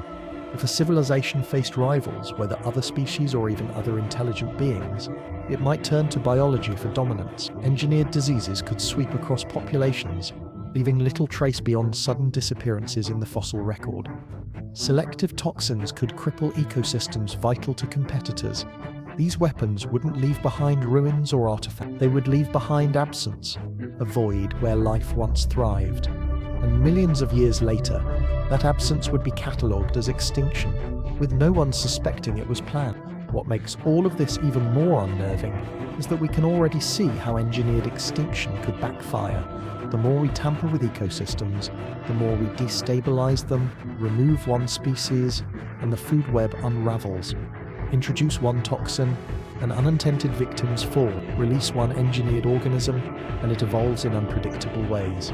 A civilization that sought to control life itself might end up destroying it, including their own foundation for survival. That could explain why these engineered extinctions, if they happened, always end with the collapse of the civilization itself. They may have tried to rewrite nature, only to erase themselves in the process. Skeptics argue that all of this is speculation, that natural causes explain everything, and perhaps they're right. Asteroids, volcanoes, climate cycles, they are real, and they shape life. But nature alone does not explain the strange selectivity, the chemical oddities, the suddenness of some extinctions. If we accept that humans today are capable of driving species extinct on purpose, then it's not unreasonable to ask whether others before us did the same. The question isn't whether engineered extinction is possible, it's whether we're willing to recognize it when we see its fingerprints in the past. If nothing else, the idea of engineered extinctions forces us to hold up a mirror. When future species look back at our age, what will they see? A sudden collapse of biodiversity, strange toxins scattered in sediments, genetic signatures altered beyond recognition. They may debate whether it was natural or whether it was deliberate. They may see us as reckless stewards who accidentally erased countless species, or as intentional architects of extinction. Either way, our fingerprints will be there in the absence of what once was, and maybe that's exactly how we should think about the past. Not as a string of random catastrophes, but as a cycle of civilizations tampering with life, reshaping it, and ultimately destroying it. The silence of the fossil record is deceptive. It looks like nature alone has wielded the scythe of extinction. But hidden in that silence may be the echoes of choices, of intelligence, of deliberate acts. Engineered extinctions, whether through toxins, pathogens, or climate manipulation, may already be written into the layers of stone beneath our feet. We just haven't learned how to read them, and if we never do, then we will go on believing we were the first to play God with life, when in reality we may only be the latest to fall victim to the same ancient temptation. There is a place on Earth so remote, so locked away from the rest of the world, that it feels almost alien. Antarctica, a frozen wilderness at the bottom of the planet, is cloaked in an ice sheet up to 3 miles thick. To most of us it seems lifeless, empty, and eternal. But beneath that vast white expanse lies a hidden world, one that may carry secrets so old and so strange, they could rewrite our entire entannering of history. For decades, scientists have probed its depths with radar, ice cores, and seismic survey, and what they've found is not just ancient ice, but hints of something deeply unnatural: geometric structures, preserved DNA that defies explanation, and subterranean landscapes that seem too precise to be products of chance. Antarctica, far from being a blank canvas of snow and rock, might be the planet's ultimate vault, concealing the remains of a civilization erased by time. One of the most striking discoveries came from radar mapping of the continent. As planes and satellites scanned through the ice, they detected vast formations that looked unnervingly regular. Straight lines, sharp angles, grid-like patterns stretching for miles. Nature, as powerful as it is, rarely creates such precision. Mountain ranges curve and fracture, rivers snake and meander, glaciers twist and crack. But under the Antarctic ice, some of these radar reflections look almost architectural, like the foundations of structures too massive to comprehend. Officially, researchers explain them as subglacial geology, unusual rock formations shaped by tectonics and ice flow. Yet to the untrained eye, and even to some insiders willing to whisper off the record, they resemble ruin. Buildings, complexes, perhaps even cities entombed in ice for millions of years. If there ever was an advanced civilization on Earth, this would be the perfect hiding place for its remains. A continent sealed away by cold, untouched by human eyes, until now. Even stranger are the biological clues locked within the ice. Deep beneath the surface, scientists have drilled into ancient lakes that have been sealed off from the outside world for millions of years. Lake Vostok, one of the largest, lies under more than 2 miles of ice, isolated since the time when dinosaurs roamed the Earth. When samples of water and sediment were brought up, They revealed microbial life forms unlike anything known on the surface. Some of the DNA sequences were so unusual that they didn't match any existing database. Officially, these anomalies are attributed to contamination or to organisms evolving in extreme isolation. But another possibility whispers in the background. What if these microbes were engineered? What if they are remnants of biotechnologies far older than our species, left behind by a civilization that manipulated life in ways we are only beginning to attempt today? If synthetic biology is part of our industrial footprint, then perhaps it was part of theirs too, and Antarctica's frozen lakes have preserved it like a time capsule. There are also the mysterious out-of-place objects discovered in ice cores, tiny metallic spheres, microscopic fibers, even particles resembling advanced alloys, have been reported in samples dating back tens of thousands of years. Mainstream researchers usually dismiss these as contamination from drilling equipment or meteorite fragments, yet some of these materials show compositions that do not align with natural sources, containing ratios of elements that suggest deliberate design. Imagine a fragment of engineered material buried under miles of ice, predating human industry. Could it be an artifact?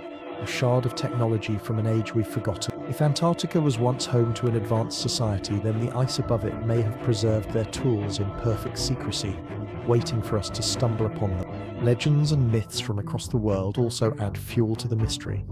Many ancient cultures spoke of lands beyond the known world, frozen realms where gods or giants once lived, where knowledge was hidden, and where the remnants of older ages lay buried. Maps from the Renaissance, such as the famous Piri Reis map, depict parts of Antarctica centuries before it was officially discovered, and in some versions the continent appears ice-free, showing rivers and mountains that match modern surveys. Skeptics argue these are coincidences, misinterpretations or inspired guesses based on other coastlines. But for those who believe these maps are evidence of ancient knowledge passed down from civilizations that once walked Antarctica when it was not a wasteland of ice, but a habitable land, lush and green, before a sudden freeze entombed it. And that possibility is not as far-fetched as it seems. Geological records show that Antarctica was once covered in forests with a temperate climate and abundant life. Fossilized wood, leaves, and even dinosaurs have been found beneath the ice. If the continent was once warm and thriving, it could have supported not just life but civilization. Then something changed. Whether a sudden shift in Earth's axis, a runaway climate collapse, or even deliberate geoengineering, Antarctica froze. If people lived there, whether humans or something far older, their world would have been buried in an instant, preserved under an icy tomb that has lasted for millions of years. We see only the ice today, but what lies beneath may be ruins as old as time itself. Some researchers whisper that this could explain the secrecy surrounding certain Antarctic expeditions. Military operations, restricted zones, unexplained accidents, all of these have fueled speculation that more is known about Antarctica than is publicly admitted. If ruins or technologies were found there, revealing them would upend not just science but history, religion and politics. The official narrative that humans are the first and only advanced civilization would collapse. Perhaps that's why, despite decades of exploration, much of the continent remains off limits to ordinary people. International treaties govern its use, but behind the curtain, who knows what discoveries have already been made and what has been quietly buried again. The Antarctica secret is not just about physical ruins or biological anomalies, it's also about what the continent represents. A perfect vault. Ice is one of the best preservatives on Earth, protecting DNA, materials and structures from decay. If you wanted to send a message to the future, or to preserve your existence for millions of years, hiding it under Antarctica would be the perfect choice. Our own civilization has discussed storing nuclear waste and genetic archives in polar ice. Could someone before us have done the same? And if so, could some of the anomalies we've already found, strange microbes, unusual materials, geometric radar patterns, be fragments of their attempt to reach across time? What makes this idea even more haunting is the possibility that we've already uncovered evidence without realizing it. The anomalies in the radar data, the odd DNA sequences, the mysterious particles in ice cores, individually they are curious but explainable. Together they form a pattern, one that looks uncomfortably like the shadow of a vanished civilization. The scientific instinct is to explain each anomaly in isolation, to avoid extraordinary conclusions, But sometimes the extraordinary is the simplest explanation. If it looks like ruins, if it feels like technology, if it behaves like engineered life, then maybe that's exactly what it is. Antarctica could be holding the receipts of deep history, waiting for us to open our eyes. And if that's true, then the greatest discovery in human history isn't out there among the stars. It's under our feet, buried in ice at the bottom of the world. A frozen library of everything that came before us. Perhaps warnings, perhaps legacies, perhaps proof that we are not the first to rise, not the first to fall, and not the first to try to leave something behind. Antarctica is a silent continent, but silence can hold more truth than noise. Its secret may be the key to understanding not just the past, but our future. Because if others lived, thrived, and were buried here before, then we are walking the same path they once did. The ice remembers, and one day soon, it may reveal the story we've been trying not to hear. For most of human history, we looked up at the night sky and saw mystery. Stars, planets, the pale light of the moon. All of it felt like distant magic, unreachable, and eternal. Only in the last few decades have we begun to touch space, to send probes, rovers, and telescopes into the void. And already we've discovered something unsettling.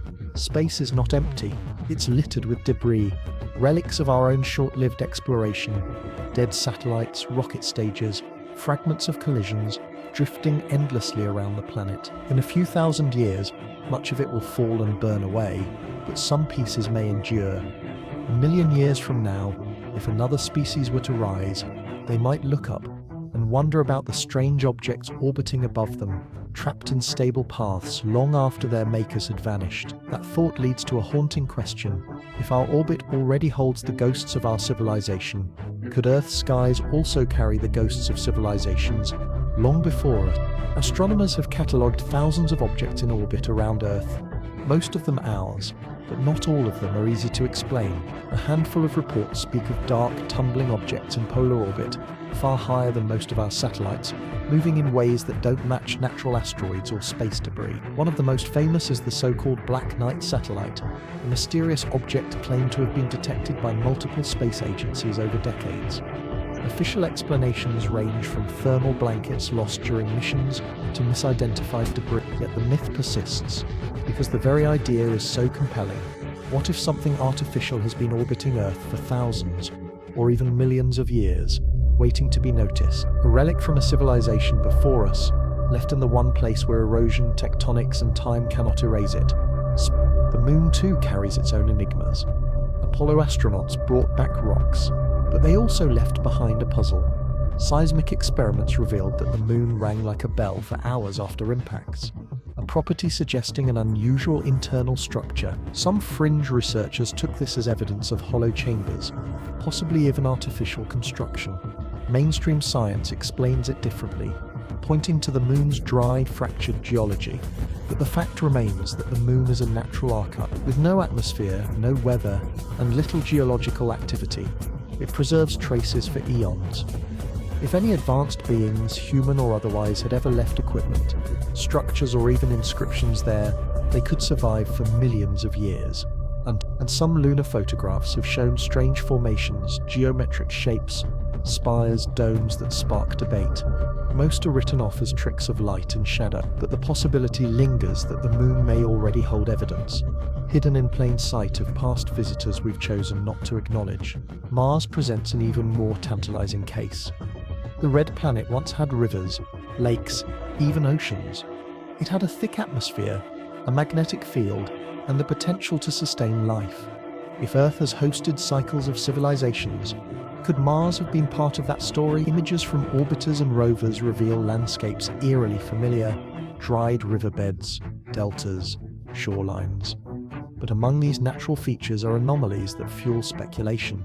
The infamous face on Mars, photographed by Viking in 1976, looked like a massive carved visage staring into space. Later, higher resolution images revealed it as a mesa shaped by erosion.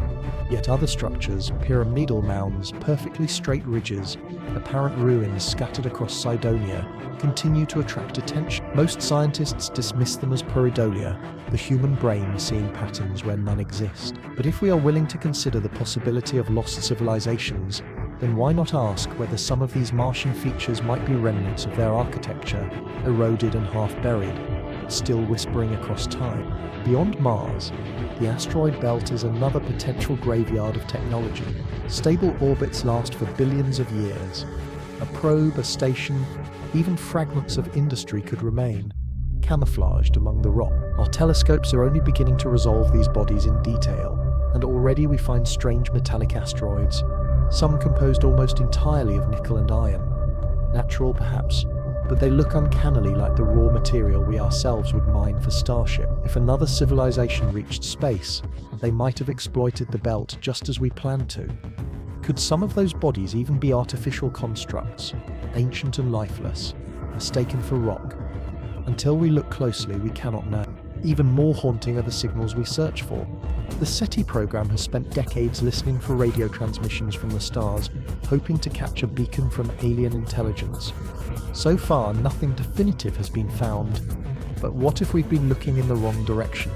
Instead of distant star systems, maybe the signals of past intelligence are closer encoded in the orbit of a satellite, inscribed on the surface of the moon, etched into the alignment of asteroids. Some theorists call these lurkers, hidden artifacts designed to observe, record, and perhaps transmit information across unimaginable spans of time. If a civilization once thrived on Earth, why wouldn't they place markers in orbit, safe from the erasure of geology, waiting for their descendants or replacements to find them? Space, after all, is the perfect archive.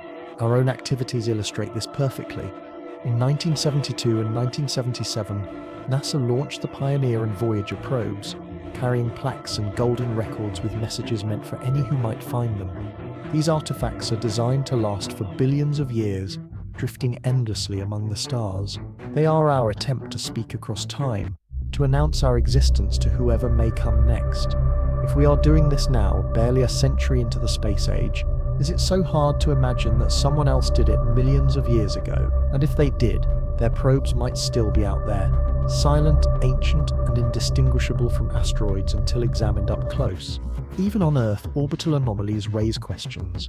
Geostationary orbits in particular are stable for millions of years.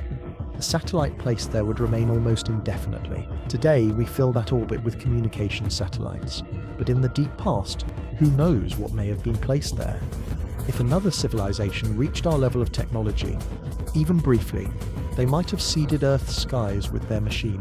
Most would have decayed, but some could still remain, dark and quiet, blending with the clutter of our own space junk.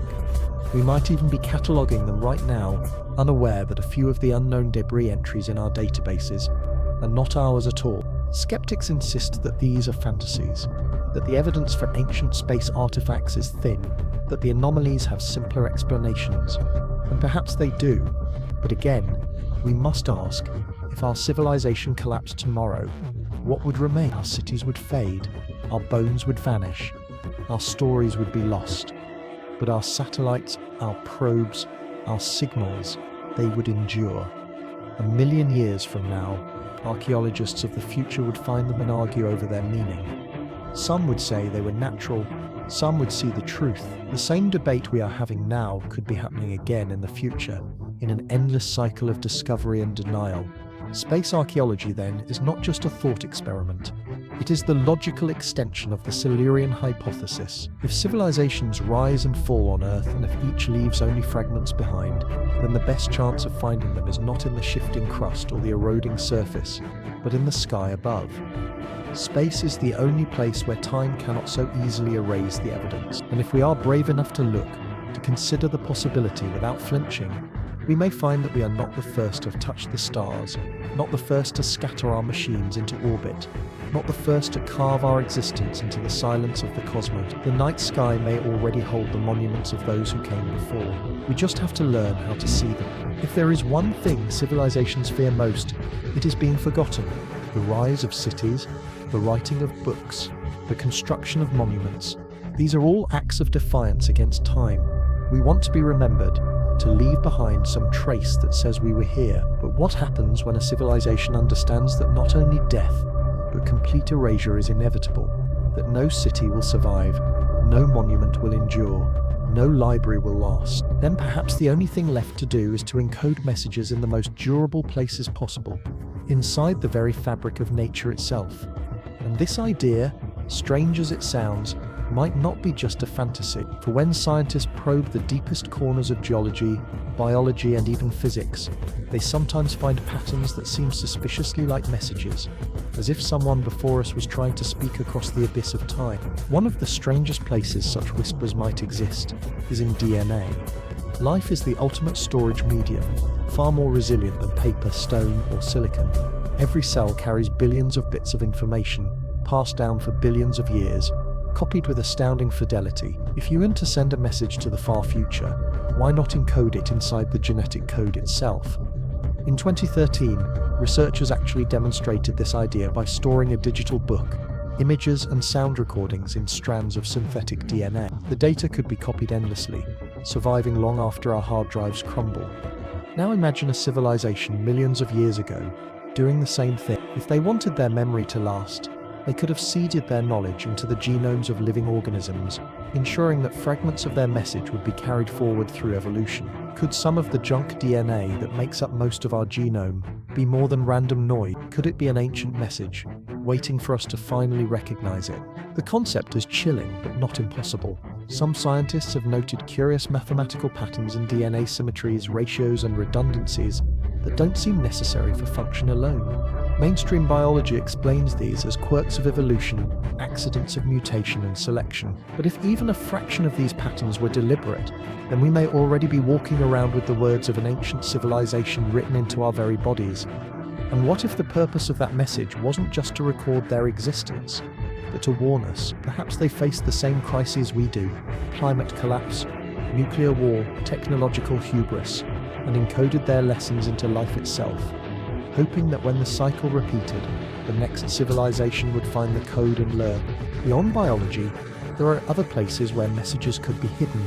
Crystals, for example, can lock in data for extraordinary lengths of time. In recent years, researchers have developed ways to store digital information in quartz, using lasers to etch microscopic structures that can last billions of years without degradation. Such Superman memory crystals could easily outlive any city or monument. If we are inventing this now, perhaps others invented it long before us. Imagine walking across a plain of ordinary-looking stones, unaware that some of them contain libraries, entire histories, encoded at a microscopic level. Unless you knew to look, you would never see them. Perhaps we have already found such crystals, labeled them as geological oddities, and missed the fact that they are libraries from the deep past. Even ice can carry messages. The layered cores drilled from Antarctica and Greenland are more than climate records. They are tapestries of time. If someone wanted to hide a message for the future, they could seed specific chemicals, isotopes, or even microscopic structures into those layers. To a casual observer, they would look like natural anomalies, but to a civilization advanced enough to decode them, they could form words, symbols, even entire coded instructions. We already find unusual spikes of chemicals in ice cores, sudden increases of gases, strange isotopes, compounds that shouldn't exist.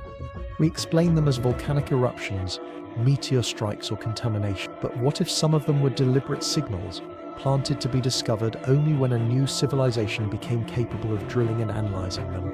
It would be the perfect way to reach across epochs, ensuring the message was hidden until the right moment. There are even whispers of hidden messages in the structure of mathematics and physics itself. Some cosmologists have speculated that if an advanced intelligence wanted to ensure its presence was never forgotten, it could encode information in the fundamental constants of the universe. Ratios like pi, the fine structure constant, or the background radiation of the cosmos could carry patterns detectable by any species that reached a certain level of understanding. If such codes exist, then we would see them as peculiar coincidences in mathematics or physics, dismissing them as curiosity without meaning. Yet to those who know what to look for, they could be unmistakable signatures. We were here, learn from us, don't make our mistake. Skeptics dismiss these ideas as pareidolia, the human tendency to see patterns where none exist. And it's true, we are masters of finding meaning in noise. But consider the alternative. If we were on the verge of collapse today, wouldn't we do everything in our power to ensure our memory endured? Wouldn't we encode warnings into DNA, into crystals, into ice, into the vague constants of nature? We are already experimenting with these technologies. Not because we are fantasists, but because we fear being forgotten. If we are doing this now, then it is entirely reasonable to imagine that others before us did the same. The haunting possibility is that we may already have found such messages, but we don't know how to read them. Strange isotopes in rocks, anomalous DNA sequences, odd patterns in cosmic background radiation, each one explained away, filed into the cabinet of anomalies, forgotten. Yet if we stitch them together, perhaps they would form a coherent signal, a warning, a story, a map. The Earth may already be screaming at us with the voices of its past civilizations, but we are too deaf or too arrogant to hear. Think of the implications. If even one hidden message exists, it changes everything. It means we are not the first.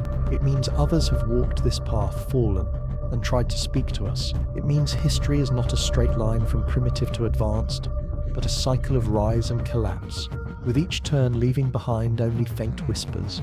And it means we have a choice.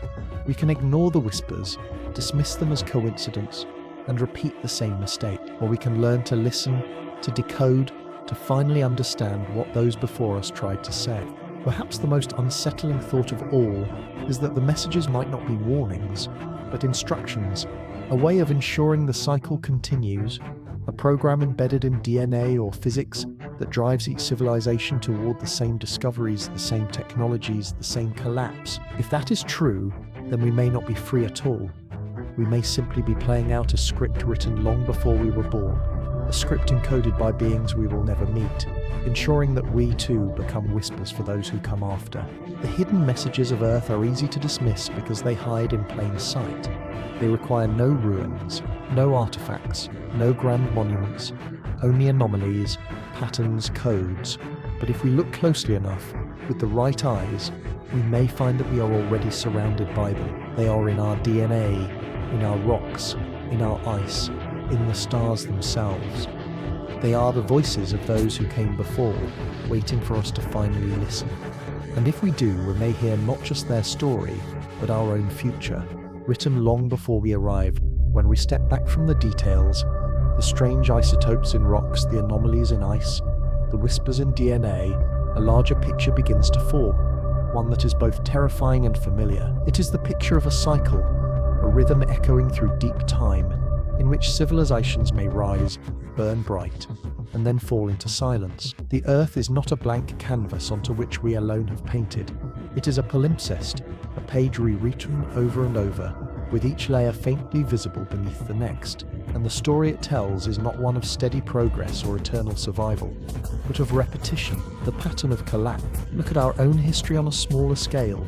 Human civilizations have risen and fallen countless times, even within the last 10,000 years. The great empires of Mesopotamia, Egypt, the Maya, Rome, Angkor, all of them reached heights of power, technology, and culture, only to crumble. Their ruins are scattered across deserts and jungles, reclaimed by nature, their stories reduced to fragments on broken tablets. To us they seem ancient, but in the span of geological time, they are barely yesterday. If collapses happen so often in just a few thousand years, why should we assume it hasn't happened on far greater scales across millions of years? The fossil record itself could be filled with the faintest traces of civilizations long gone, their rise and fall compressed into the blink of an eye. The pattern is always similar. A species masters its environment, bends nature to its will, expands rapidly and grows in complexity. Then inevitably, it consumes too much, destabilizes its world, and begins to fracture. Collapse follows. Not always instantly, not always completely, but enough to wipe the slate clean. In our own time, we see the seeds already planted. Climate change, mass extinction, nuclear proliferation, runaway technology. These are not new problems. They are the same traps any technological species would face, and they may be the very traps that erased others before us. Collapse is not the exception, it is the rule. Evidence for this pattern may already lie in the mass extinction events we've studied. Again and again, life surges into complexity, ecosystems flourish, and then sudden collapse. Volcanism, asteroids, natural disasters, these are the explanations we accept. What if some of these collapses were not accidents, but self-inflicted, civilizations reaching their peak and then tipping themselves into destruction? Each collapse would leave scars, isotopic shifts, synthetic ghosts, anomalies in climate records, and each time, after millions of years, the Earth would recover, life would return, and the cycle would begin again. We may be simply the latest in a long chain of civilizations that rose, faltered, and disappeared. The most haunting aspect of this cycle is its predictability. Collapse doesn't come out of nowhere. It follows the same arcs. First expansion, then acceleration, then overshoot. Growth beyond sustainable limits. Exploitation of finite resources. The illusion of mastery. Then, a system strain and fracture, the inevitable unraveling. We've seen this in human societies, and we may be seeing it on a planetary scale today. If other civilizations walked this path before us, then their collapses were likely just as predictable. Perhaps they too ignored the warning signs, believing themselves invincible, until the fall came swiftly and brutally. The rocks may not record their arrogance, but they record its consequences. And here is the irony. Collapse itself may ensure that evidence never survives. When civilizations fall, their works decay. Cities crumble, technology rusts, knowledge vanishes. The survivors, if any, are scattered, reduced to primitive conditions. In time, even they may vanish, leaving nothing but faint anomalies for future species to find. The cycle erases itself, leaving only the vaguest hints, just enough to spark suspicion, but never enough to prove. That is why the Earth feels empty, why we believe we are the first. The pattern of collapse hides its own tracks. There may even be a deeper reason why collapse repeats. Some scientists argue that technological civilizations are inherently unstable, doomed to self-destruction once they reach a certain level of power. The discovery of fossil fuels, the harnessing of nuclear fire, the manipulation of life itself. These are thresholds that cannot be crossed without immense risk. Perhaps every species that rises reaches these thresholds, stumbles and falls. If so, then collapse is not just a possibility but a certainty, the universal law of civilizations. We are not special, we are simply next in line. What makes this idea even more disturbing is the thought that collapse may be part of Earth's design, or perhaps of life itself. Just as ecosystems rise and fall, just as species evolve and go extinct, perhaps civilizations too are meant to appear and vanish. Each collapse clears the slate for something new, preventing stagnation, ensuring endless renewal. If so, then our fate may already be written, not because of asteroids or volcanoes, but because collapse is the natural endpoint of complexity. We may fight against it, but in the end we may be powerless to escape it. And yet, the faint whispers in the rocks, the ice, the stars may not be just records of collapse, but warnings. If previous civilizations tried to leave messages, as we suspect, then perhaps they wanted to break the cycle. They wanted us to learn from their mistakes, to see the pattern and avoid it.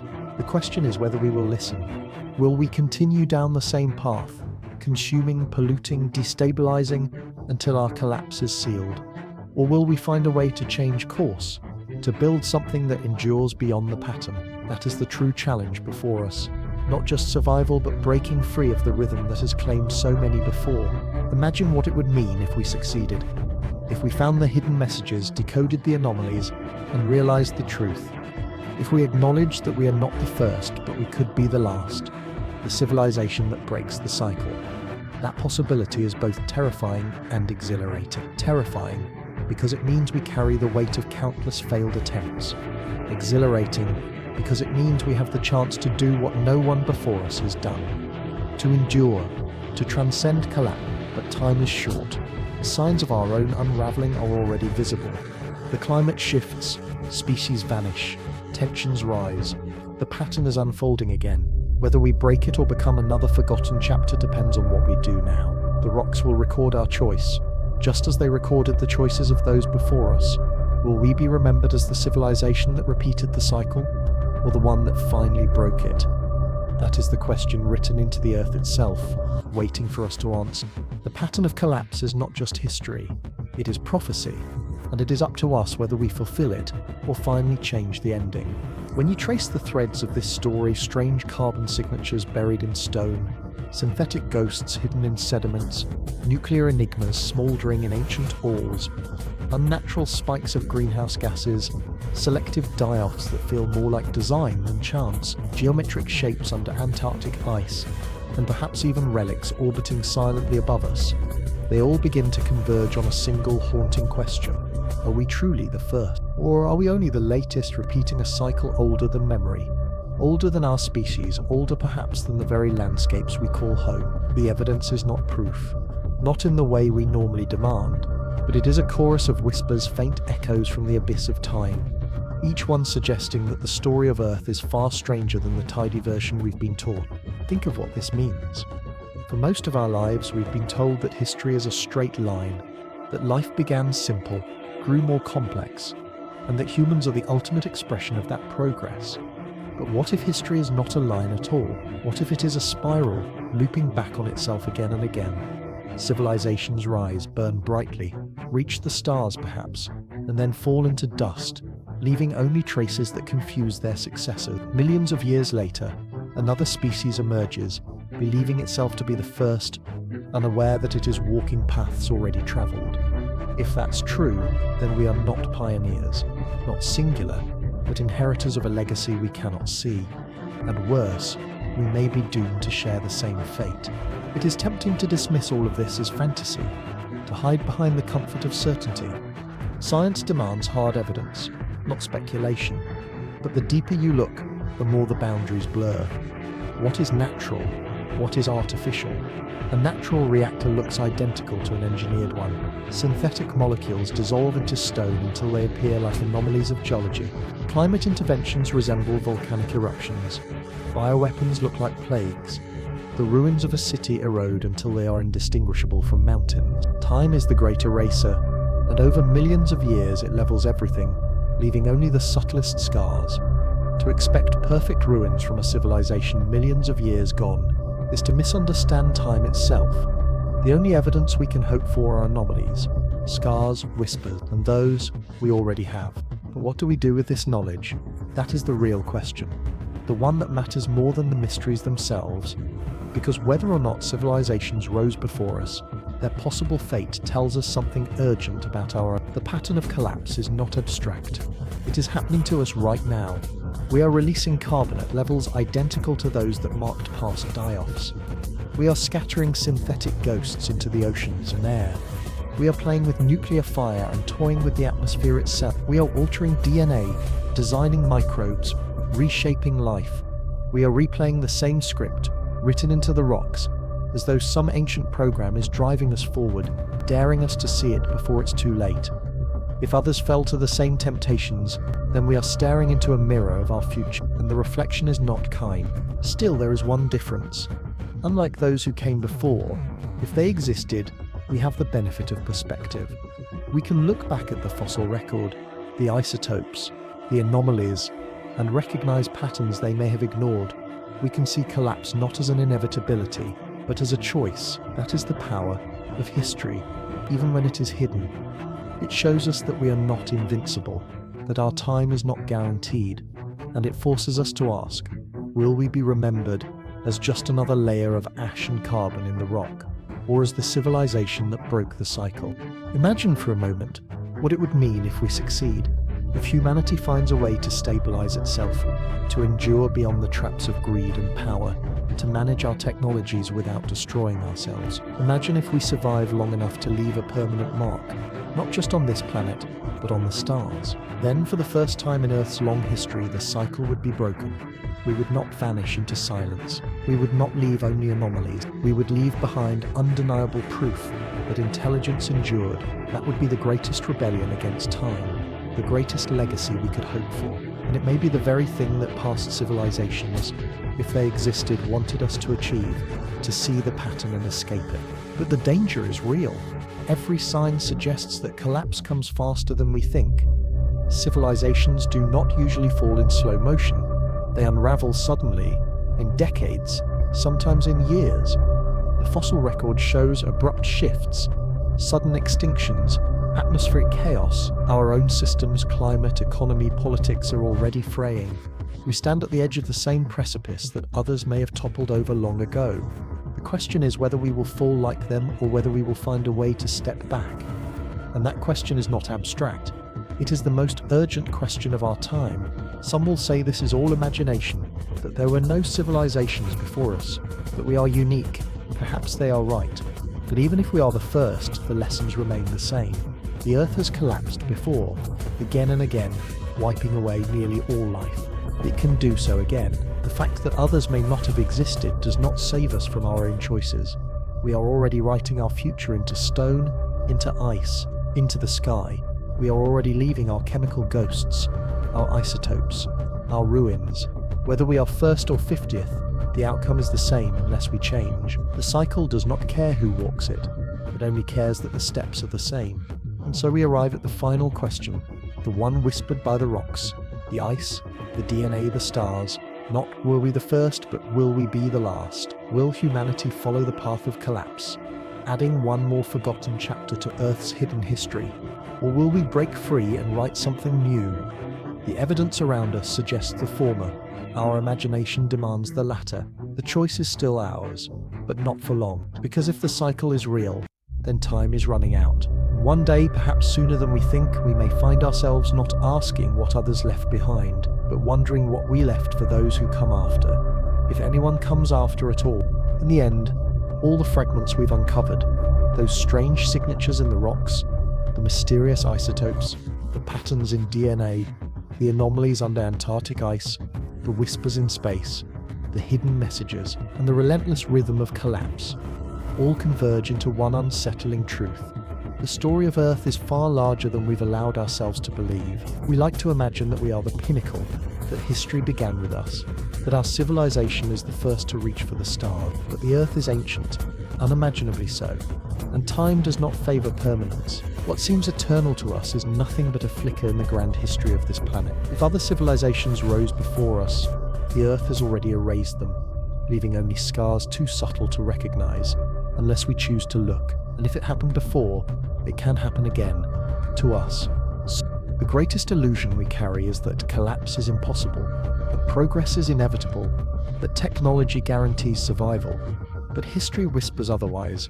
Collapse is the default, erasure is the rule, survival is the exception. The rocks are filled with abrupt endings, with species that thrived for millions of years only to vanish in a geological heartbeat. Dinosaurs ruled the planet for a span so vast, our entire recorded history wouldn't fill a single page of it, and still they were gone in an instant. If time can erase them, what chance do we have? Our skyscrapers, our satellites, our databases, they will not last.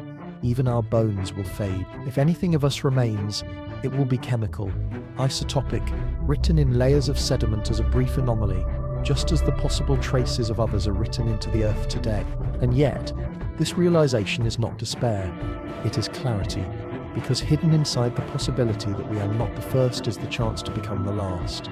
If we can recognize the pattern, we can break it. If we can see collapse not as distant doom but as an imminent risk, then perhaps we can steer away from it. No other civilization, if they existed, succeeded in leaving undeniable proof of their endurance. That may be the greatest tragedy of Earth's hidden history. So many voices silenced, so many stories erased, so much wisdom lost, but we are still here. We still have time. And if we choose, we can be the ones who endure, who step beyond the cycle, who leave behind not just anomalies but legacies that cannot be mistaken.